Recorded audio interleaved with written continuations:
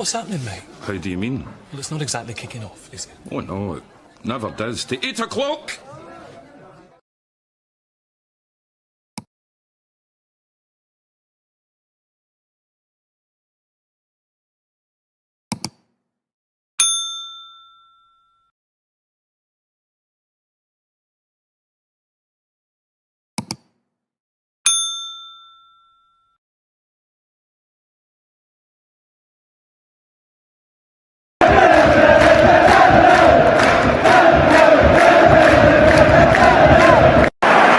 Sets up Larson here.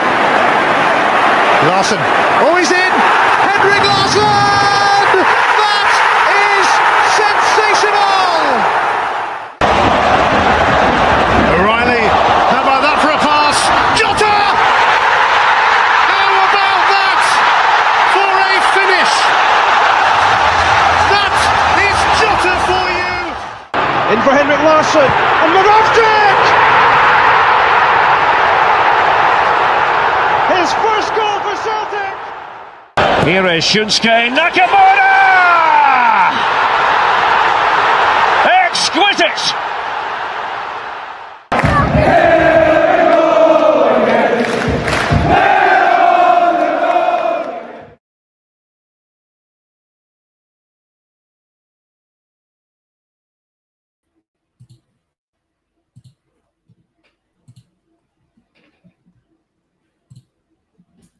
Good evening all and welcome to the Celtic Unrestricted View. It's Friday night, it's the Glasgow Derby pre-match build-up. Well, it's been quite a week if you're a Celtic fan, it's been quite a week if you're a Celtic staff member, and it's been quite a week if you're a Celtic football manager. As I said, it is Friday. Joining me tonight, we've got Alan, Ryan and our good man, the Sheffield Wednesday captain, Mr. Barry Bannan. Baz, I hear from him every 5 minutes of the day, mate, so I'm going to take this opportunity to welcome you tonight, mate. Thanks for giving up your Friday night to come and have a chat with us, mate, on this Glasgow Derby. How are you? It's good to see you. Hi, I'm good. It's good to be back and see you again. We always have this common theme of the Glasgow Derby and I come on. So, especially with the week it's been, I've been looking forward to the night.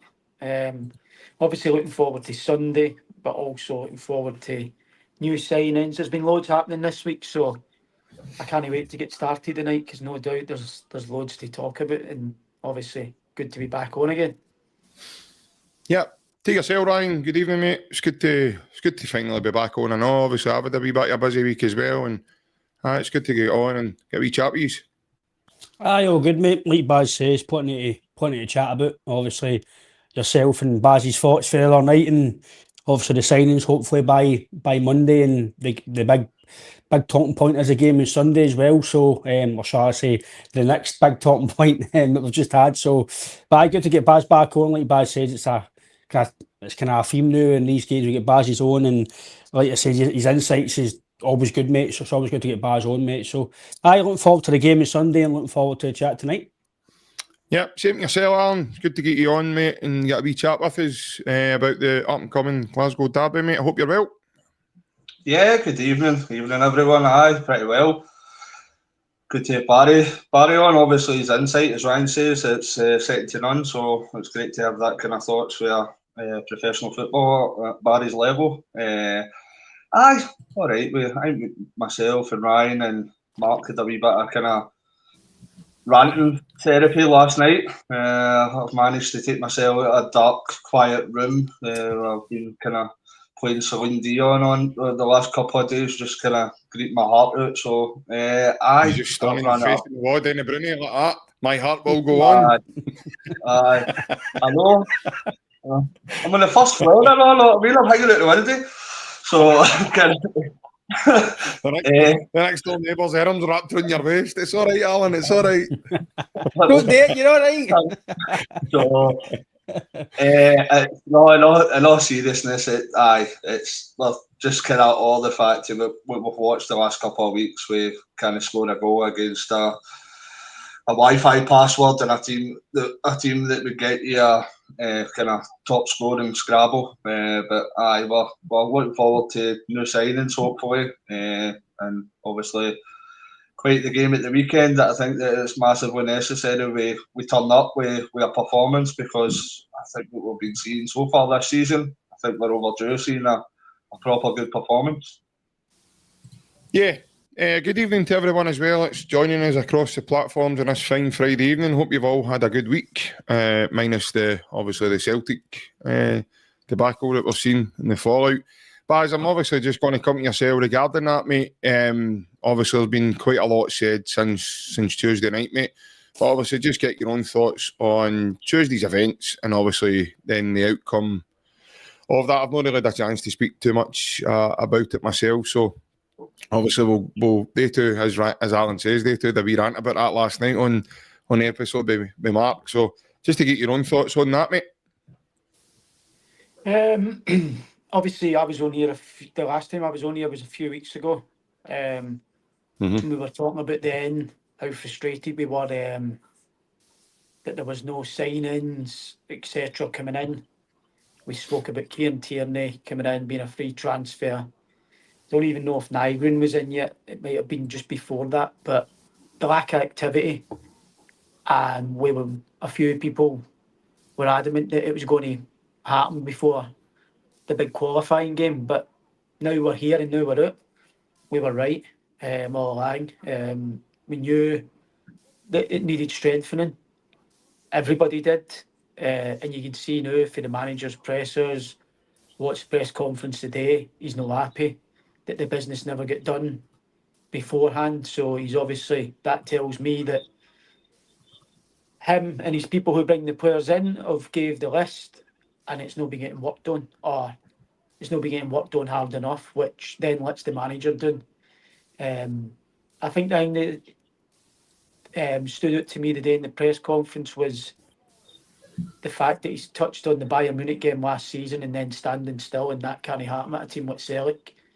And I know, JP, you were backing them up when we were saying about transfers and it will happen, but it's not been happening, and that's not down to the manager. I know we were trying to give him the benefit of the doubt, saying it's hard to get good players in, but he's telling you today he's tried to get players in for the start of the season before this game, and it's not happened. And they need to sit down and speak about it. So, but this has been a clear pattern for a while now at Celtic, where maybe because we're winning the league so easy, they think they can take their feet off the gas and spend as little as they can and still win the league. But like we've talked about, obviously your bread and butter is your bread and butter, but you need to have bigger goals. You want to go and do well in Europe after running Bayern Munich course. And you can't do it with that team, and it's been proven. But we played, honestly, the team on Tuesday night. You'll see as the Champions League progresses here with the teams that are going to come up against them, be a walking apart for them. They'll win comfortably, these teams, against that Almaty. So I think it's down to the Celtic board that have let Brendan and the players down, but also you can't let the players away with it as well, because there was more than enough on the part that night, or well, should have been more than enough to beat Almaty, and they never. So that was Tuesday night was really disappointing for me, and one of the worst times I've had for a while as a Celtic fan. The only positive I had was that I never really got to see much of it because I was playing myself on Tuesday night, so that kind of helped me a wee bit by not actually getting to see the game. I watched bits and bobs, but by the time we were put out, I was on the bench against Leeds United, so I never actually seen the penalties of that. But no, we were speaking about it on here. Me and Ryan have obviously made it clear that this has been coming, and it sounds a surprise now, but it has been coming. When you're not proactive and you become reactive, these sort of things will happen. Yeah, like you says, Baz, I have, really done my best to try and stay with it and back what's going on and try and defend certain individuals at the football club. That's gone now. That now has gone. What we had to endure as a fan base and the humiliation we endured on Tuesday night really riled me up big time. One, because I believed in those players And I believed, even with those players, without adding, that they weren't good enough to beat Kairat Almaty. I still believe that, although they didn't show that. And there'll be reasons, whatever reason that was, there's no excuses. None. You can't say it's because, they travel. I heard somebody saying the other day it's altitude, it's, it's this, it's that. It's not an excuse. They had to do the travel when they came here. Now, 25 minutes into the game on Tuesday night, I was watching it and I'm sitting to myself and I'm going, this mob aren't even trying to attack us. They're not trying to have a go. And they also, should be looking to get through this tie. And I thought to myself, maybe half-time will come, we'll see what happens. Brendan will maybe make changes. And that's where I blame Brendan. He never showed his craftness. He never showed any proactiveness. He never showed anything. There was nothing. It was as if the game just petered out and he just accepted what went on without actually trying to impact the game. Now, he brings on Adamida, who has, this season, he's just totally fell off a cliff. Obviously, we'll come to Adamida. We will, obviously, as we go. But for me, he's fell off a cliff. Now, it's a guy, he's gave us some good moments as Celtic fans, but this season, he wouldn't even get a game of 5 or 6 with you, man. You'd play with 9. You wouldn't even phone him. You just go, no, we'll play 5 against 4 tonight, boys. You just take the extra man for the first half and then we'll swap here. That's the way things are going now with Adamida. When the game came out in the second half and I thought to myself, right, he's going to make changes here, and the same team came out, I was amazed. Gobsmacked. Totally gobsmacked. He's standing on the touchline and I'm in the house watching the game and I could see changes needed to be made. Now, he's standing on the touchline, which is really alarming for me because he's not noticing things that are, Yang wasn't good enough. Running into people, running by people, knocking the ball out, trying to take the ball in people. Just, it's one of the ones, big cooks on money and sit here with me. Had the jackets for a wee while. You've then got, James Forrest. James Forrest has been tremendous for Celtic, but he's at an age now where he shouldn't be starting games like this. He shouldn't be the guy that you're going to win as a 40 million tie. That's incredible. Absolutely incredible. I've said on this channel a number of times now over the last period of weeks, lads. That's atrocious, the position we have been left in. Now, for me, this is just me personally. The board have got a lot to answer for in terms, the money men, as I like to call them, have got a lot to answer for in terms of not producing the funds or not getting players done early. Now, for whatever reason, that's not happened, and now we're starting to hopefully see that. I know some people are saying too little, too late. We do have a Europa campaign, which we're obviously going to speak about tonight as well, and we do have other big games coming this season. But the bottom line is, lads, we should win the Champions League. We shouldn't have been in today's Europa draw, and that's not being big-headed. That's the reality of where we are. That team should have been good enough to go out on Tuesday night and do the business, and they never performed. This isn't something new. This isn't something that you could put it down to, it's a one-off. This has been coming over a period of time now. I go back to the Aberdeen game in the cup final. They were flat. They were really, really lacking ideas. Couldn't break Aberdeen down. Got the goal, but that was a deflection as well. And then after that, they never really looked to kick on. Then Aberdeen made a couple of changes, and obviously the rest is history. And Aberdeen went on and won in penalties. But you look at the penalties as well. The penalties were a shambles, an absolute shambles. It's, the three of them. It was as if Ida, McCown and my Ida all spoke to one another and says, we'll all do the same thing. We'll all just hit the goalie with them. Because they never looked putting it to a corner or... But Engels and McGregor's penalty was top class. Absolutely top class. But they two just hit the goalie. They three just hit the goalie. But the exact same penalty. The goalie doesn't even have to do much. No, that was enough for me, lads. It really was. It was icing on the cake. And I'm afraid there is certain folks and certain individuals that really have to answer questions. And Brendan, for me, doesn't escape criticism. The players don't escape criticism. I believe, and this is just me, I fully believe that Brendan Rodgers is the shoulder to take most of that blame for the other night and over the tie. Now, the board have got to blame, they've got to take the blame themselves, because we were underprepared and there was absentees in the squad that really needed filling. I would even still say, even with Balikwisha and the lads that have come in just now, the squad's still light in numbers. So, I don't know about you lads. I know I've heard, obviously, you speak on the channel, and I've heard, obviously, I've spoke to you individually and I've spoke to you on group chats and stuff, and I know, but Ryan, obviously, coming back to yourself, mate, I was seething the other night. Now, we've got a day out on Sunday, mate, and you heard my thoughts, mate. I was not going. That's it. I'm staying in. I'm not going to watch that. I'm not going to do this.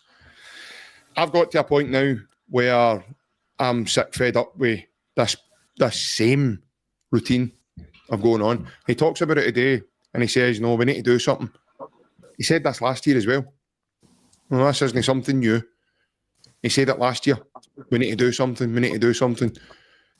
So, instead of, so if there's not a disconnection between you and the lads upstairs, which you've said today, that's fair enough, then show us. Let's see, if they offer you a new contract, are you going to sign it? Or are you going to go? How much of a disconnection is there? We'll find out, obviously, as the window closes. But obviously, Ryan, I just thought I'd give my thoughts here, mate, regarding Tuesday night, because, as you know, lads, I was seething. No, you and Baz are bang on, mate. I was seething as well. I'm all right now. It's crazy. I've seen that draw today, and the draw's actually a decent draw. It's actually got maybe a bit. All right, let's go and try and get some results here in this. We've got, but we are what we are now. That's what we are. But this has been coming for years. These qualifiers, we've not been prepared for years. We've been, again, it's no disrespect to some of these teams, but getting beat off of teams like Cluj and Copenhagen and Malmo and MICHEL, and they've got nothing like their budget. And it's Brendan has got to shoulder the blame for the team selection, and he done the same in the first leg. He took a striker. I don't know why. Baz can obviously, once we get for on, Baz can explain this as well. But obviously, well, Baz is not a manager.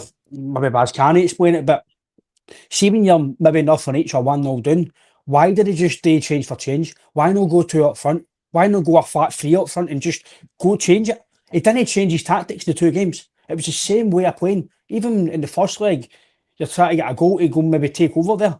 Didn't he put 2 up front? I don't. Last Tuesday there, you've got Yamada, Osman and Kenny on the bench. You're trying to chase a goal, not one came on. What does that tell you about what he thinks about referee? For me, it tells you they're not good enough. They can't go on and play against a team, no disrespect, but they're not great. And like Baz says, if you're a betting person, obviously gamble responsibly. Graham did go and bet -5, go and -6. That'll be a cricket score.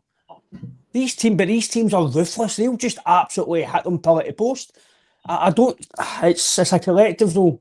I think JP, it's not just on the board. It's a collective. But we were saying for weeks and weeks about underprepared. We need to get a player in this week. They will get one in this week, and it's not happened. And it's came back to bite them. This big money that they've got in the bank that was for rainy day. It's not for rainy day now. It's they spend now because we might know it even next year because we might need qualifiers. And Brendan says they need to change. So what's going to change next year? Actually, I heard they're keeping some of the money so they can buy you and Liam Scales bunk beds. Oh, don't get me started on him as well, to be fair. But Brendan's also part of this. So is he just a yes man at this club now? Is he just gone with, because one minute he's saying to the board need to do this and the board are this and recruitment's this and then now the day he's saying the board bleeds Celtic. I love Brendan, but he isn't half bipolar. 2 weeks ago, he's saying, oh, we need to do this, and I'm not going to say the board this, but this, and then now he's saying, oh, is it because now he's getting signings that his mood's changed? It can't work like that. 2 weeks ago, you're basically near enough slotting them, saying Annie Moura's, no, you're signing Yamada, don't know about him yet, I need to assess him.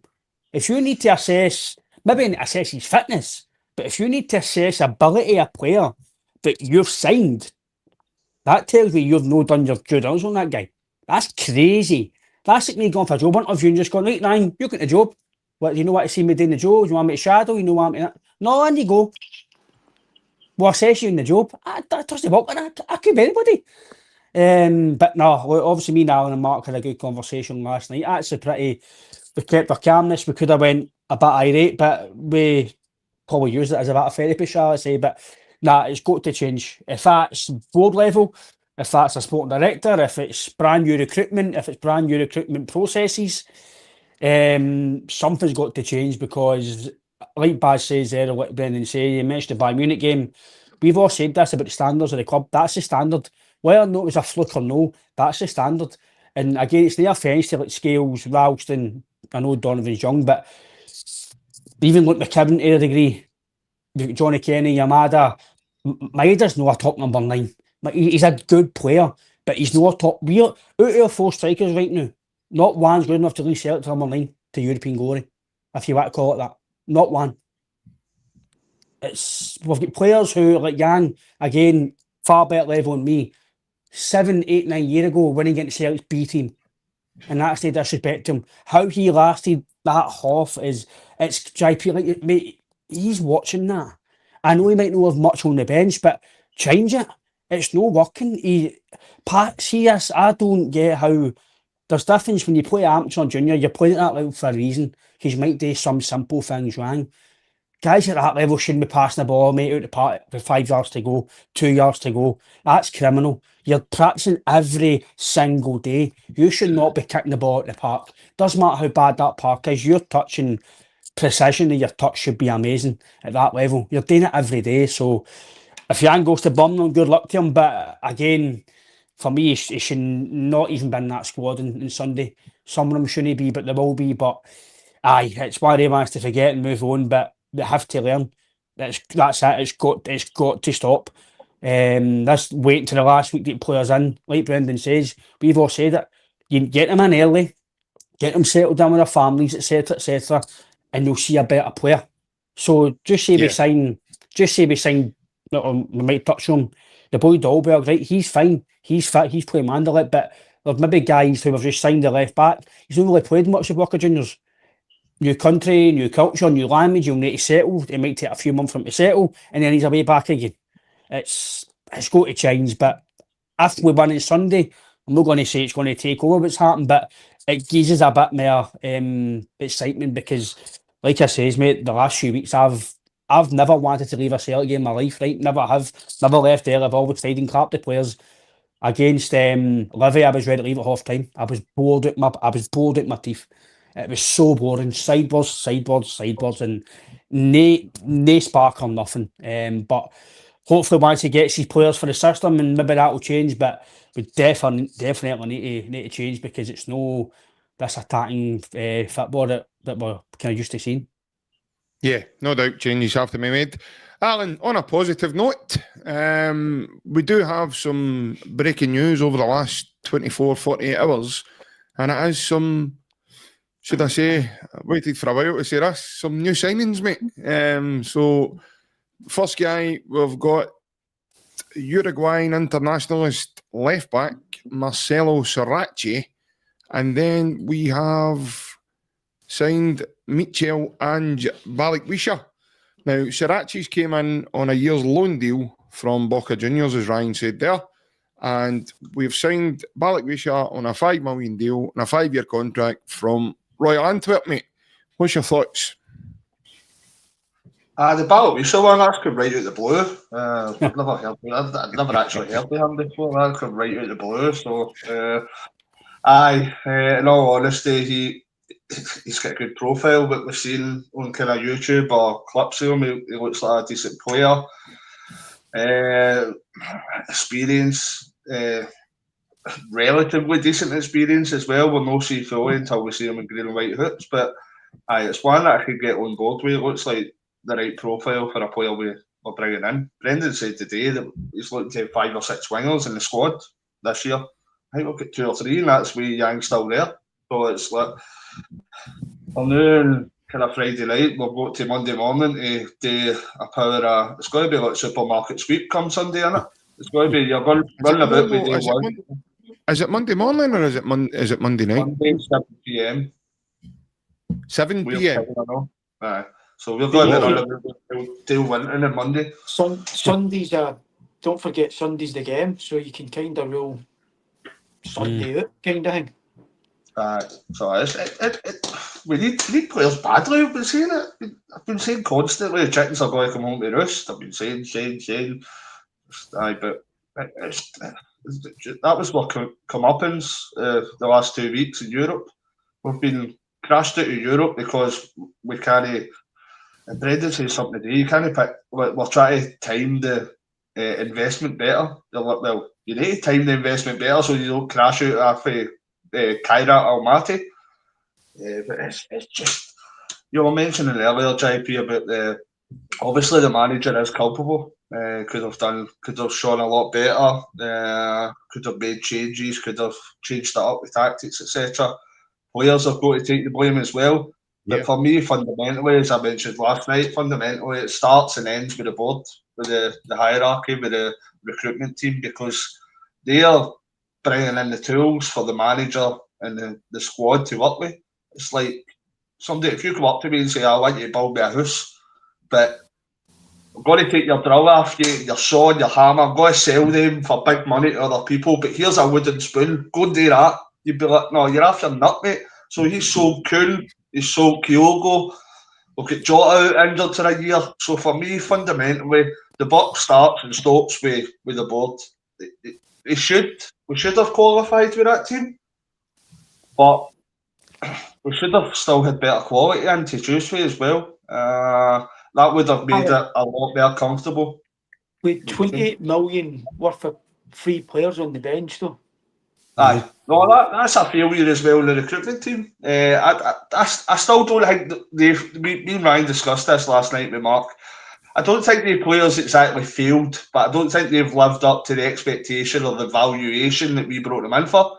I don't think that when you look at maybe Trusty, you say 6 million.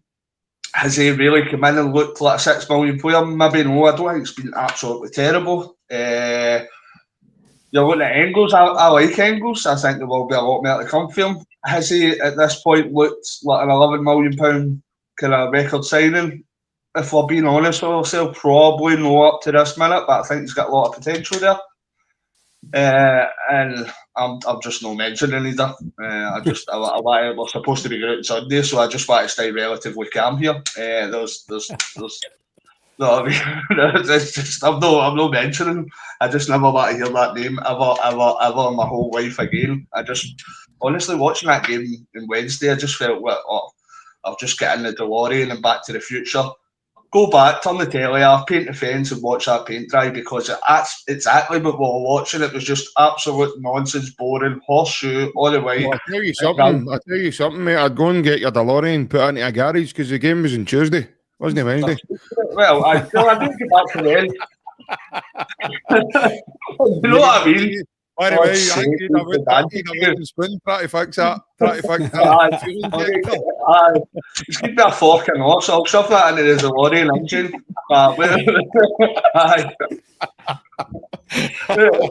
The flux capacitor in it that's in back to the Future.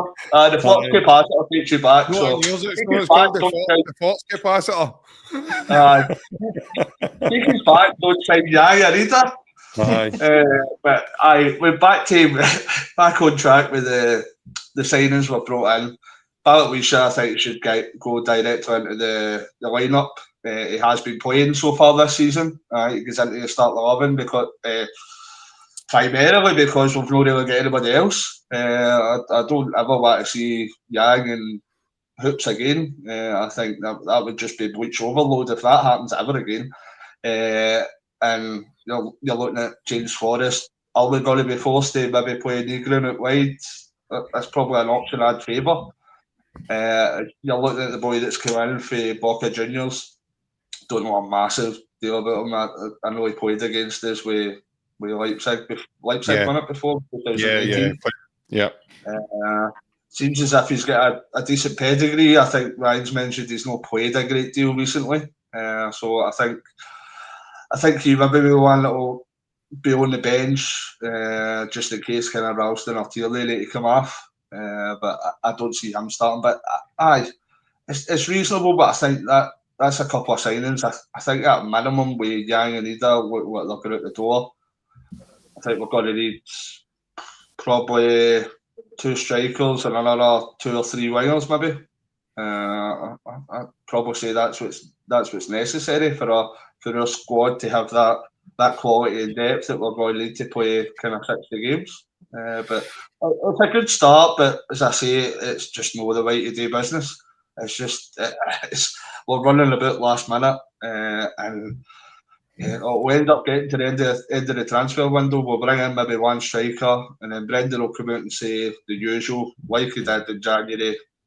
Oh, we tried to bring in such and such, but it didn't work. Well, maybe it would have worked if he's tried a couple of months ago, because now we're kind of running a bit like headless chickens.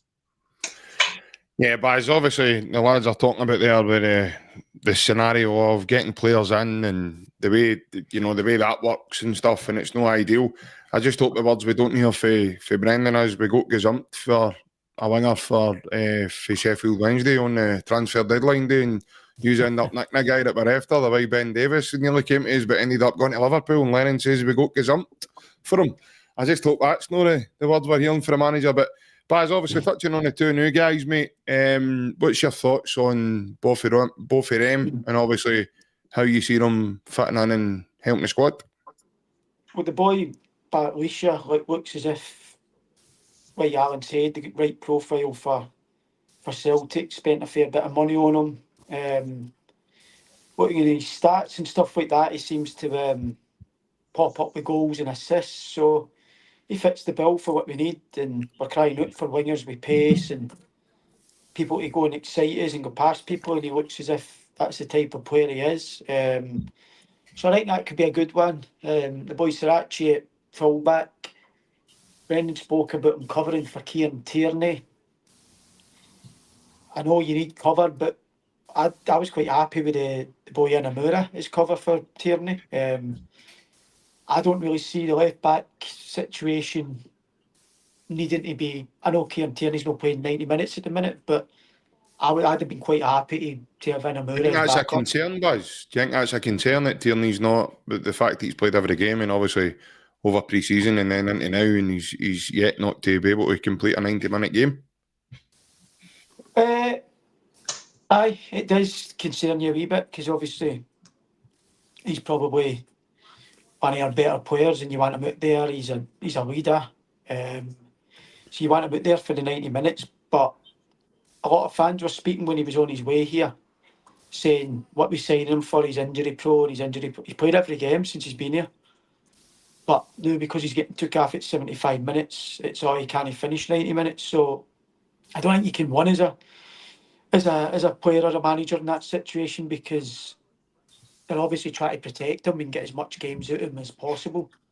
So what do the fans want? Just want to play him 6, 7, whatever, how many games we've played this season, all 90 minutes, and then he breaks down, and then you go, tell you shouldn't have signed him. So it could be, because he's not played for so long, it's still probably a wee bit of a mini pre-season for him. I know he's played lots of 75 minutes and 60 minutes and stuff like that now, so he should be ready to complete a 90 minutes. But the boys had a lot of bad injuries recently, so they're probably trying to err on the side of caution and try and keep him fit, because he's a big player for us. If we lose him, I know we've signed the boy from Boca, but you don't want to lose him. So I think they're probably just trying to protect him and look after him. I can't imagine KT will be wanting to come off at 75 minutes, to be honest. I reckon that'll be Brendan and the fitness teams probably shout on that. I can't imagine Kieran Tierney will want to come off, knowing him for playing with him at Scotland and stuff. So you'd love to see him play 90 minutes, of course. So a wee bit of an issue with it, but as long as he's fit and we're getting 75, it's better than not getting any of them, in my opinion. But back to the new signings, I like the look of Balikwisha. Obviously, the profile, I've not seen enough. I've not seen much of him, but he looks as if he fits the profile, and you've got to trust the recruitment team's judgment on him.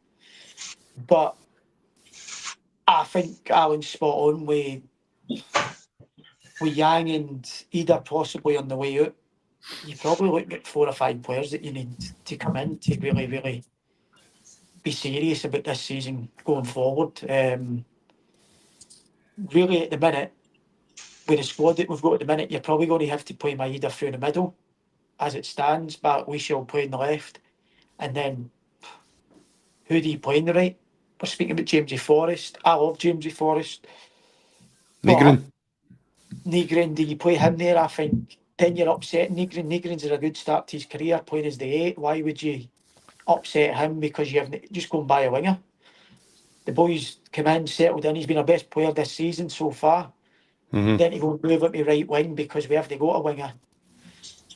We need 4 or 5 players in. We've started off all right with these 2 guys today, but it's getting closer and closer to Monday. You probably need 4 or 5 to keep people happy. I would say so anyway. I like the look of. I would love Dolberg, to be honest. I've seen quite a lot of him, and I think he's a tap striker, proven goal scorer, and his link-up plays a massive improvement on what we've had previous there. So I think if it's 8 million, you go and spend it, because we've not seen enough of Yamada, but what I have seen of him,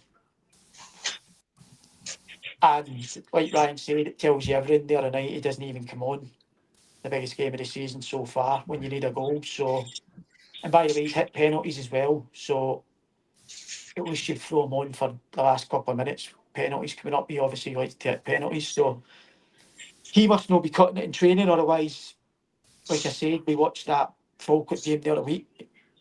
He never played in that. So no, I think there's got to be 4 or 5 coming in. It's a good start. I like the look of the winger. Not so sure about the fullback. I don't know if we really needed that, or that's just trying to keep the fans happy by getting another player in the door. But I think they're going to have to do a lot more than what they've done today to keep the fans on side before Monday.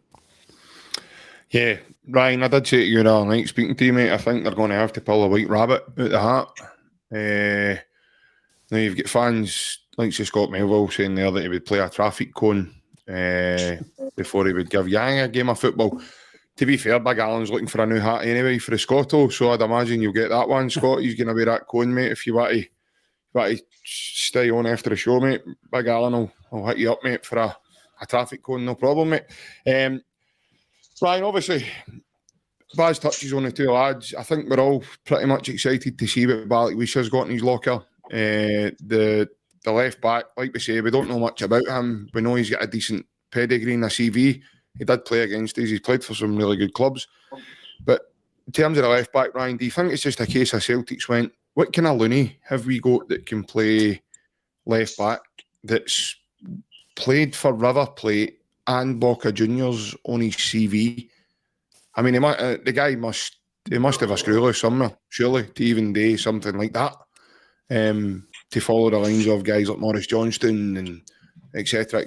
for doing both sides of the fence. So I think they've just went out and went, eeny, meeny, miny, mo. There he's there, CV, boom, there we go, we'll sign him. And you might even actually see him just getting on, as Baz says, 75 minutes, Tierney comes off, he goes on for the next 10, and he just strangles Ant-Man or something like that, just for the sake of just having a laugh at Ibrox and winding up the fans. Just right here, a Coco Beware drop kick right to the head. Just honestly, just blitter him right across the pitch. But no, all kidding aside, obviously we've signed the 2 lads, as Baz says here, mate. 2 good players probably come in the door. However, we definitely need more in terms of squad bulking with a wee bit of quality, mate. Aye, similar to Baz says, a left back, don't know much about him. Obviously, we don't watch Argentinian football much, so I don't really know much about him. His pedigree's okay, he's played some good teams. You don't play with Leipzig at all if you're no good, so he must have some sort of ability. I do agree with Baz, did need another left back cover if he's signed Anamura. I don't, obviously Brennan's, again, maybe he's not a fan of Anamura. Is it because he's no signed him? I don't know if that is. Listen, I don't know, Brendan. I'm only going by some of the things some of the players he's signed and they've done okay. he's just went, no. Surely like, your mate, man. Surely you've had dinner. You've got to have had dinner with him. Surely your mate Mendes has got you on the table. Guys, he's trying to tell us he doesn't know Brendan. Come on. He's in touch with Mendes and all that. He knew about Jota's contract situations and all the jargon he hit his way. Come on. You've been on the table with him once or twice. Don't give us it, me, man. But see, trying to get relationships mean you need to, it's not mean you need to just keep it hush, do you know what I mean? I've heard through a great source that was you and Brendan at signed Marvin Comper. Probably is, mate. To be fair, that's why I'm sitting here, mate. No managing. No, I think again, the left back. Don't know much about him, but like you say, to play in that league as well, JP. I know it's a tough league in terms it's physical. It's not just all tippy-tappy technical. You've got to be a battler in that league. It's a ferocious league. The fans love their football as well. And like you mentioned, some of the teams. So he'll be used to playing big atmospheres. I don't think coming to Celtic and playing, if it's Ibrox, I don't think that'll scare him. He's played in ferocious derbies. He's played in Germany, which is good atmosphere. So that I think he'll be fine. Balikwisha, I think he's going to really come in and make an impact because like Brendan's basically put his neck on the line saying he's going to have a top target. We've wanted him, he's exciting. So this is definitely on Brendan and the recruitment team, this guy. He's been targeted for a while. Like Baz says, good profile. He's played in Champions League. He's done well for Antwerp. He's had a wee bit of one or two bad injuries. Hopefully that's him over that and he can come back and be fully fit. But like Baz says, in Kasper Dolberg, tremendous signing to get him in. Some guys we sign are I don't really know much about, but with him I know about him. I've seen him play quite a lot. Obviously with Denmark as well, he's got over, I think, 53, 54 caps. Good experience, Champions League. He's only 27. So this is what I would call your ready-made player. This is what I keep saying that people say we can't get. You can get. You just need to do your due diligence. Go and look about. If it's Scandinavia, whatever it is, you need to look, and you'll get somebody. If they want £10 million, pay it. You can afford it. It's not going to make you skint. It's not going to take any. You've just basically selling Adam Meader potential of £7 million. And for an extra £3 million, you're getting a proven goal scorer who's played in Champions League, he's played for Denmark, he's played 24 goals last year for Anderlecht, I think it's 5 and 8 this year. It's an absolute no. Listen, he could come here and fail, but I just can't see it. He's a proven goal scorer, proven it or not. I think is it 20 goals or something for Denmark? He's a proven goal scorer, 12. He's definitely a player that we should be earmarking. That's the sort of striker that we should be going for profile wise. Like I say, good age. Even he could come here for 2 years and at 29, and this is the way we obviously working, but we need to change. But in 2 years' time, you can sell him on again because he's only 29. People might go, oh, you can't. Well, you can. He's only 29. 29's not old. Even 31, 32 is not old in football now. Maybe for certain transfer fees, aye, but for me, like Baz says, I think what's that part? 27. Aye, he's only 27, aye. No, he's 27, so good age, good experience, profile's good. He's done well for Anderlecht. Anderlecht don't want to lose him, but they might need to due to obviously financial restraints due to no obviously in Europe. So Dolberg would be an absolute winner for me. That's the sort of profile, and if he comes in, he's automatically best striker of Scotland. Automatically becomes the best striker at the club. So this is the sort of player that we need to get, that sort of profile. And for me, JP, if the board need to, he talks about no disconnect and no this, no that, we'll get him in the door then. He obviously wants him. This is a guy that'll score you goals in Scotland, he'll score you goals in Europe. Get him in the door, because if you're not going, who are you going to go for? Like Bowie at Hibs, I may be all right for your third choice, sit on the bench, come on and help you, but he's no Kasper Dolberg. So go and get the experienced striker, get him in the door, and let's see him score goals for Celtic. Yeah, Kasper Dolberg, Alan, he's obviously well known in the game, and he's a big friend of another Kasper that we have currently, in Kasper Schmeichel. So there is that kind of link there as well. You'd like to think that will go in our favour. No doubt there's probably already been a conversation with both of them. You'd be silly not to, maybe leaning on a guy. But as you know this yourself, mate, you've played with football teams and you'd be leaning on a guy going, what's it like there? And but he'll probably know who Celtic are. I don't mean that. What I mean is obviously just getting the kind of lowdown, Alan, in terms of the surroundings, what Glasgow's like. Obviously Sunday's coming. We've not even touched on that yet. Obviously that's coming as well, about the derby. But yeah, I think he's definitely a signing, mate, that would excite all. Definitely. I think he is exciting because you look, and we say it all the time, the majority of players that we're linked with or that we bring in, about 95% of them, we don't know them. The minute that we're linked with somebody, you're instantly Googling it and looking on Wikipedia or Transfer Market and then having a look on the dreaded kind of YouTube clips. So it's kind of weird now because of the market that we shop in that we're actually linked with somebody, and it looks like substantial links with somebody that we know of. So with his experience as well, he is a top striker. I think, especially the kind of market that we're shopping in. I think he's probably one of the best options we could imagine.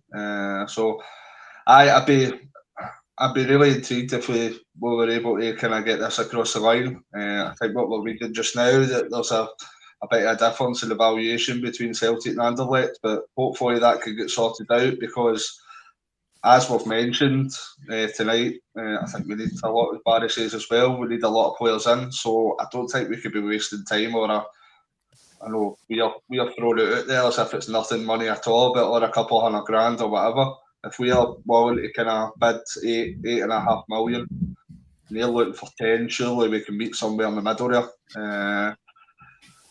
I think you're looking at it as well. Adam Ida's not going to come back if he's down in Swansea having a medical. That's just not going to happen. So we need to bring in strikers. It'd be ideal to bring in one before Sunday so that we could at least have him on the bench. But it's a necessity. Brendan said today that we'd be looking for 2 strikers to come in if Adam leaves. So I think that should be one of them. And then we'll look elsewhere for whoever else is going to come in. So for me, I'd be excited with that signing. I think it would be a great signing and I'd be looking forward to seeing him in hoops. Yeah, Baz, obviously, he's a well-known name, mate. He's played with some really intrigued clubs. You know, in terms of Ajax, he's played, obviously, over in France. His career over the last couple of years maybe stagnated a wee bit, and he's trying to find his feet again, but then he finds it again in Anderlecht, where he's scoring goals. And obviously now Celtic have shown a right good interest in him and want to kind of make him the number 1 striker. We understand today that obviously Adam Ida's not with Celtic now. He said his goodbyes last night to the squad and he made his way to Swansea, where my understanding is he's already sat his medical. I know Brendan's come out and says he can't leave. In terms of the formality side of things, I think that may be put on hold until, like say, Kasper Dolberg's deal is done. So if that's going to be the guy that we go for, Baz. But in terms of Dolberg, what's your thoughts on him and how do you see him fitting into the Celtic side? I'm desperate for him to come. I think he fits the number 9 role, especially the way we want to play. Create a lot of chances. He's a bit of a poacher, but he's a top player as an all-rounder where he can take the ball in. No the tallest of strikers, but good physique, uses his body well. But I've really liked him every time I've seen him playing. I've been impressed with him. Ajax, Denmark and stuff at Euros. He's always been somebody that catches your eye, even at that level. So it's like Alan and Ryan said, it is a bit different because normally we're having to Google our players that we're looking at and we don't know much about them. So these are the signings that you need to be making if you want to impress in Europe. These are exactly the signings that need to be made. People like Kasper Dolbergs, and I'm seeing obviously comments saying they've not reached the 8 million or they want 10 million. You've got 7 million sitting on the table apparently for Adam Ida. Just go and pay an extra 3 million. You've got to wait at a striker of European calibre, like we said. But what we're waiting on, it's Monday, it's round the corner. Like, it's 3 million quid. Basically, you're getting 7 for Ida. It's there waiting. What we're trying to do, get the best deal possible. Just pay the 10 million. If it's the case, because obviously you don't know what's going on, it's just people reading stuff up. But if that's the case that they want 10 million and we've made 7 million for Adam Ida, he should be on a plane on the way out for his medical and ready to go and play on Sunday. it's £3 million. Just go and sign the guy. He's perfect. Definitely, probably needed. And I think, like Ryan touched on as well, he'll be the best striker in Scotland as soon as he comes. Terrific pedigree and loads of probably his best years ahead of him. And he's scoring. He scored everywhere he's went. Holland, Belgium, Germany. So I have no doubt that he can easily score 20 plus goals in Scotland. Just one more thing as well. Do you think we could fit his name into the Stuart Armstrong song? Casper Dolberg. He's said it's fine. He scores good all the time. Aye. I think that's possible. Possibly, Alan. We thank you there to Celtic Made for the kind donation. Thank you very much. Cheers, mate. Thank you. Always appreciated. That'll pay for Ryan's Venom he's going to have on Sunday. So thanks very much for that. Aye. Get that corner, Ryan. Any more than man, he still thinks your DeLorean's working right. He's a shot your DeLorean out. Aye. Take out that Fox capacitor to sort it for you, mate. Just question for Baz there, JP. See on the Dolberg thing, Baz, why, see like in terms of, obviously, we all think he's perfect. Why would he obviously get involved? I know you're not involved at that level in terms of the blow stuff, but you're the same as us. Like, what's the hold up? What do you think the actual hold up is? Because if you've got the money, or even take away the admin the money, they've still got money sitting there. They've got money lying there. They've got everything for the season books, the merchant. They've got everything. They don't need the money for either to go and buy him. So why is it took for this for either maybe to leave? Because even either no leaving, you still need a number 9. So either leaving or no, we still need to get a striker at that level. Why, even like you say, $3 million, why do you think there's is it because Brendan's wanting them and they're going, is it because they want to get the best deal possible? Do you think that's what it is? Selling value, wages, there'll be loads of things. He'll be on a good wage. I'd imagine Adam Ida would have been on a good wage. Selling value, probably thinking if we gave him a 3 or 4 year contract when he gets to 30, 31, is somebody going to pay the 10 million that we've paid for him? Probably no. Is he going to win you leagues? Aye. So that's the way they should be looking at it, but we know the way Celtic's run, and they're well run financially, and that's why we never have problems. But times like this, when you've got no strikers and the team's starting to be asked real questions and probably starting to go the other way, this team that needs investment, you need to do it. You need to do it. You can't be, because listen, somebody will just come in tonight or tomorrow. Now it's out there that we are trying to sign him. Other teams will be alerted and they'll come and they'll bid and they'll get it done, and we'll be left trying to find somebody else with 2 days left. So you can't be too hesitant, especially now in the market when there's a couple of days left. And by the way, it's their own fault for leaving it this late, because now he could have got him for 8 million. There's 3 days left. They can ask for whatever they want. If you really want him, you're going to have to pay it. You've got 2 days left. So by leaving it this late, you're going to have to pay a bit on tap anyway. Because see, like I've said it on here and I've said it to yourselves privately. There's certain individuals that I think they need to tweak the model. If it means you need to give somebody 45, 50 a week that's going to win your league, like you said, mate, beat Rangers and Derby games, make you better in the Champions League, surely you've got to take that approach. You can still keep the model and balance it out with certain transfers. Maybe sign 1 or 2 projects a year, but see if you're signing like a Dolberg or, I don't know, just say a Canty years ago, just somebody experienced that you can afford. Surely you can tweak your model base to make sure you have 2 or 3 blockbuster signings, because if they do well and score you goals like we all expect him to do if he comes, you're going to get the money back tenfold. With doing well in Europe and his merchandise, if fans will want to go and see them, I think you make the money back, mate, if you're successful in the park. 100%. I think he potentially signs for Celtic. He's our best player. So your best player should be getting the best money. And there's no way a player in that changing room will turn around and go, how's he on that? And I'm on this. If he's doing the damage week in, week out, which we think he will, and if you're signing him for 10 million, the manager must think he's going to come and do well, and the board, otherwise they wouldn't do it. So if you're going to pay that money, give him the good wages, because we all believe that he's going to come in and be the difference. So I believe if he comes in, he'll be the best player, which then, no matter what he's on, nothing will get said between the players. Because if he's going out and scoring you goals and winning you games every week, every player in that changing room wants to win. They're not going to go, oh, he's on that money. They're just buzzing. They're saying, oh, we'll win the game because of him. Your strikers are the money people. Like the majority of clubs, the strikers will be on the most money. That's a normal thing in football. So I can't imagine he'll be on outrageous money. He arguably be one of the biggest paid if he came, probably, but I wouldn't say he'd be a million miles ahead of certain players that are there already. Yeah. Baz, obviously, just getting your thoughts early doors. It was the Europa League. Obviously, it's a position we didn't want to be in as a club, we all thought, and imagined we were going to be in the Champions League. However, that wasn't to be. So we had to settle for the Europa League draw today, which was done today.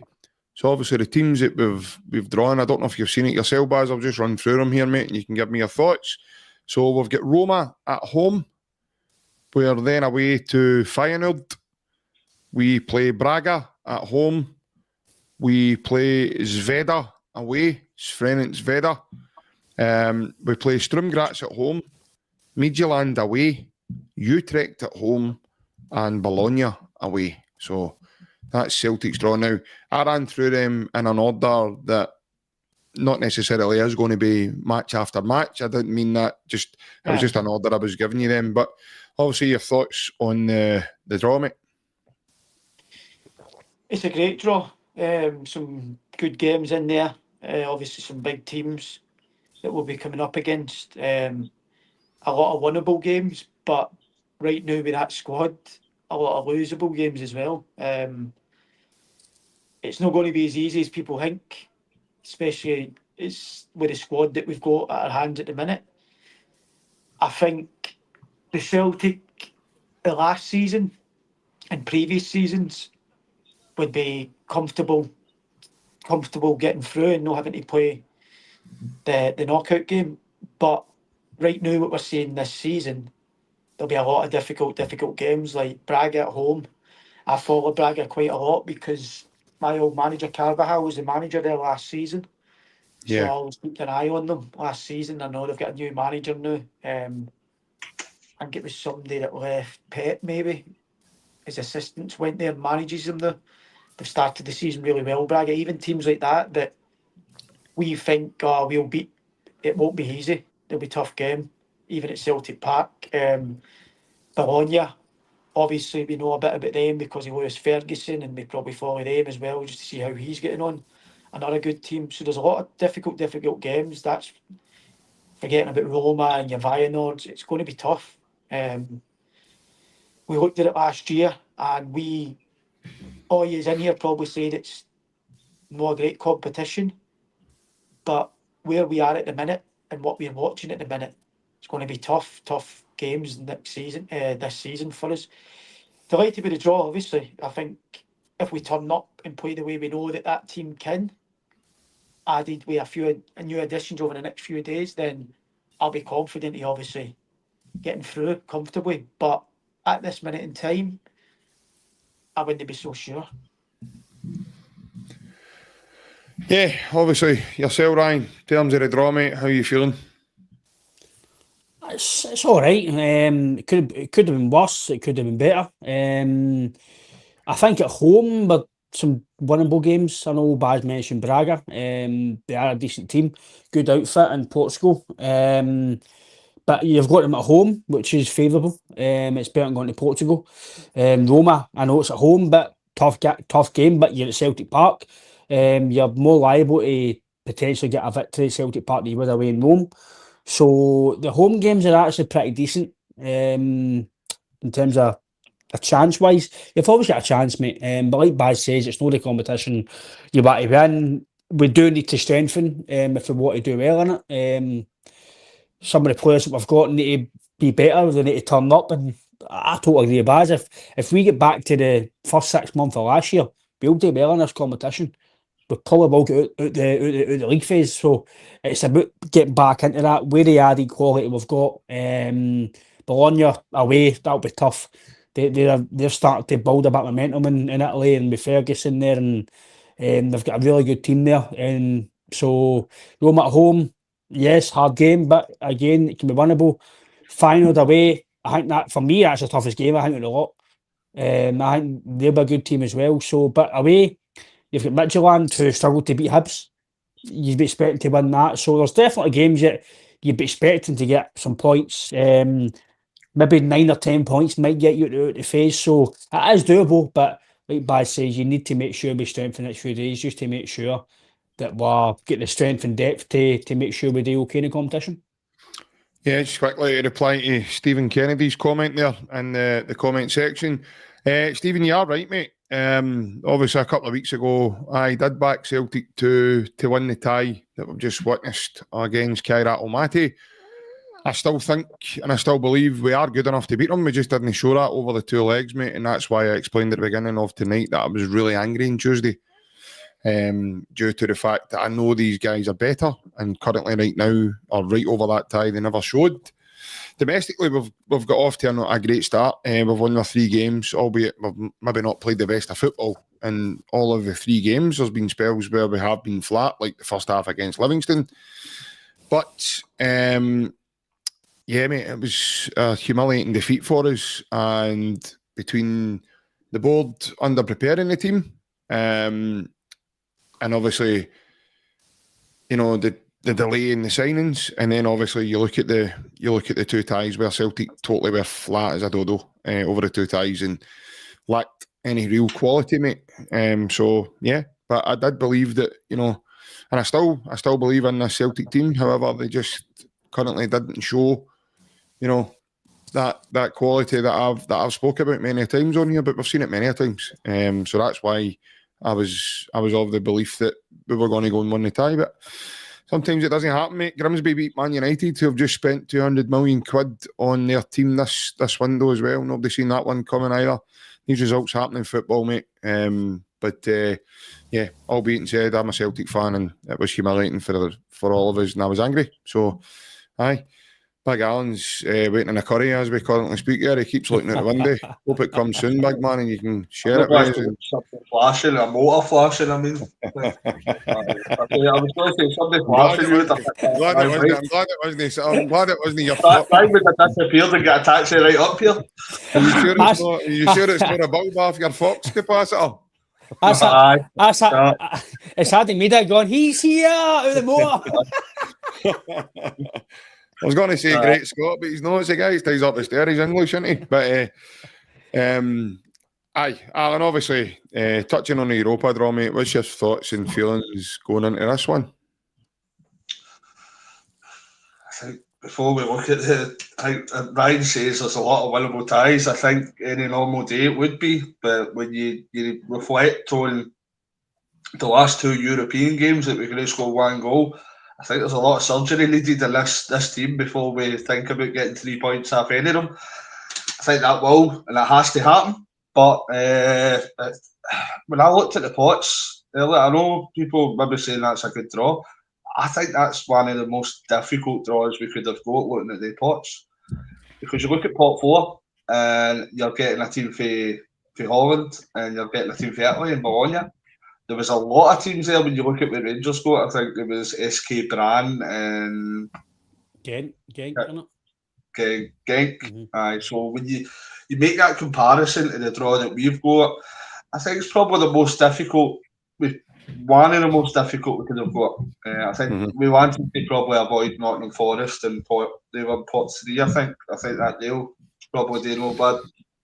But I think if we get with that together, sign the necessary players that we need, get a bit of quality and depth in the squad, then most of these games should be achievable to aim for kind of some sort of result and some points. I don't see... There's no massive world beaters in this group. In the Europa League, you're looking at probably Aston Villa's, the most high-profile side, I'd say. You look at Roma and Porto were in that pot one as well, but this isn't the Roma that you remember maybe 10, 15 years ago with kind of Totti in it and all that.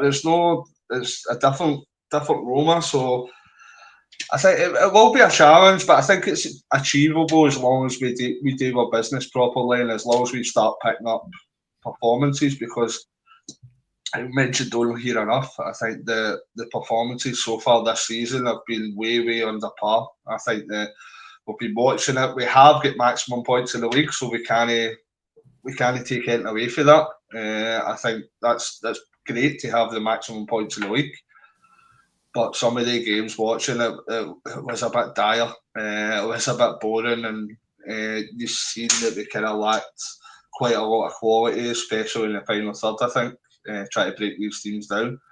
So I was looking forward to the Champions League, but now that that's out the window, we're looking forward to that now. I think if we get with that together, it's definitely achievable to at least kind of make the playoff. I think in the position that Celtic are in, I think we'll probably be aiming for like top 8, that like our counterpart across the city. They go, and that takes you directly into the last 16 without that playoff game. So, as long as we do our business, I think that it's achievable for us to do pretty well. But we need to up that game for what we're seeing in Europe, because if we go in and play like that, the likes of Porto or the likes of Feyenoord or Roma, I think we're getting a proper scalping there. Yeah, it is an interesting draw. I'm intrigued to see where it goes. It's kind of like a mini Champions League, though, when you look at some of the teams that are in it. Some really good quality teams. And yeah, as I said, it's one to look forward to.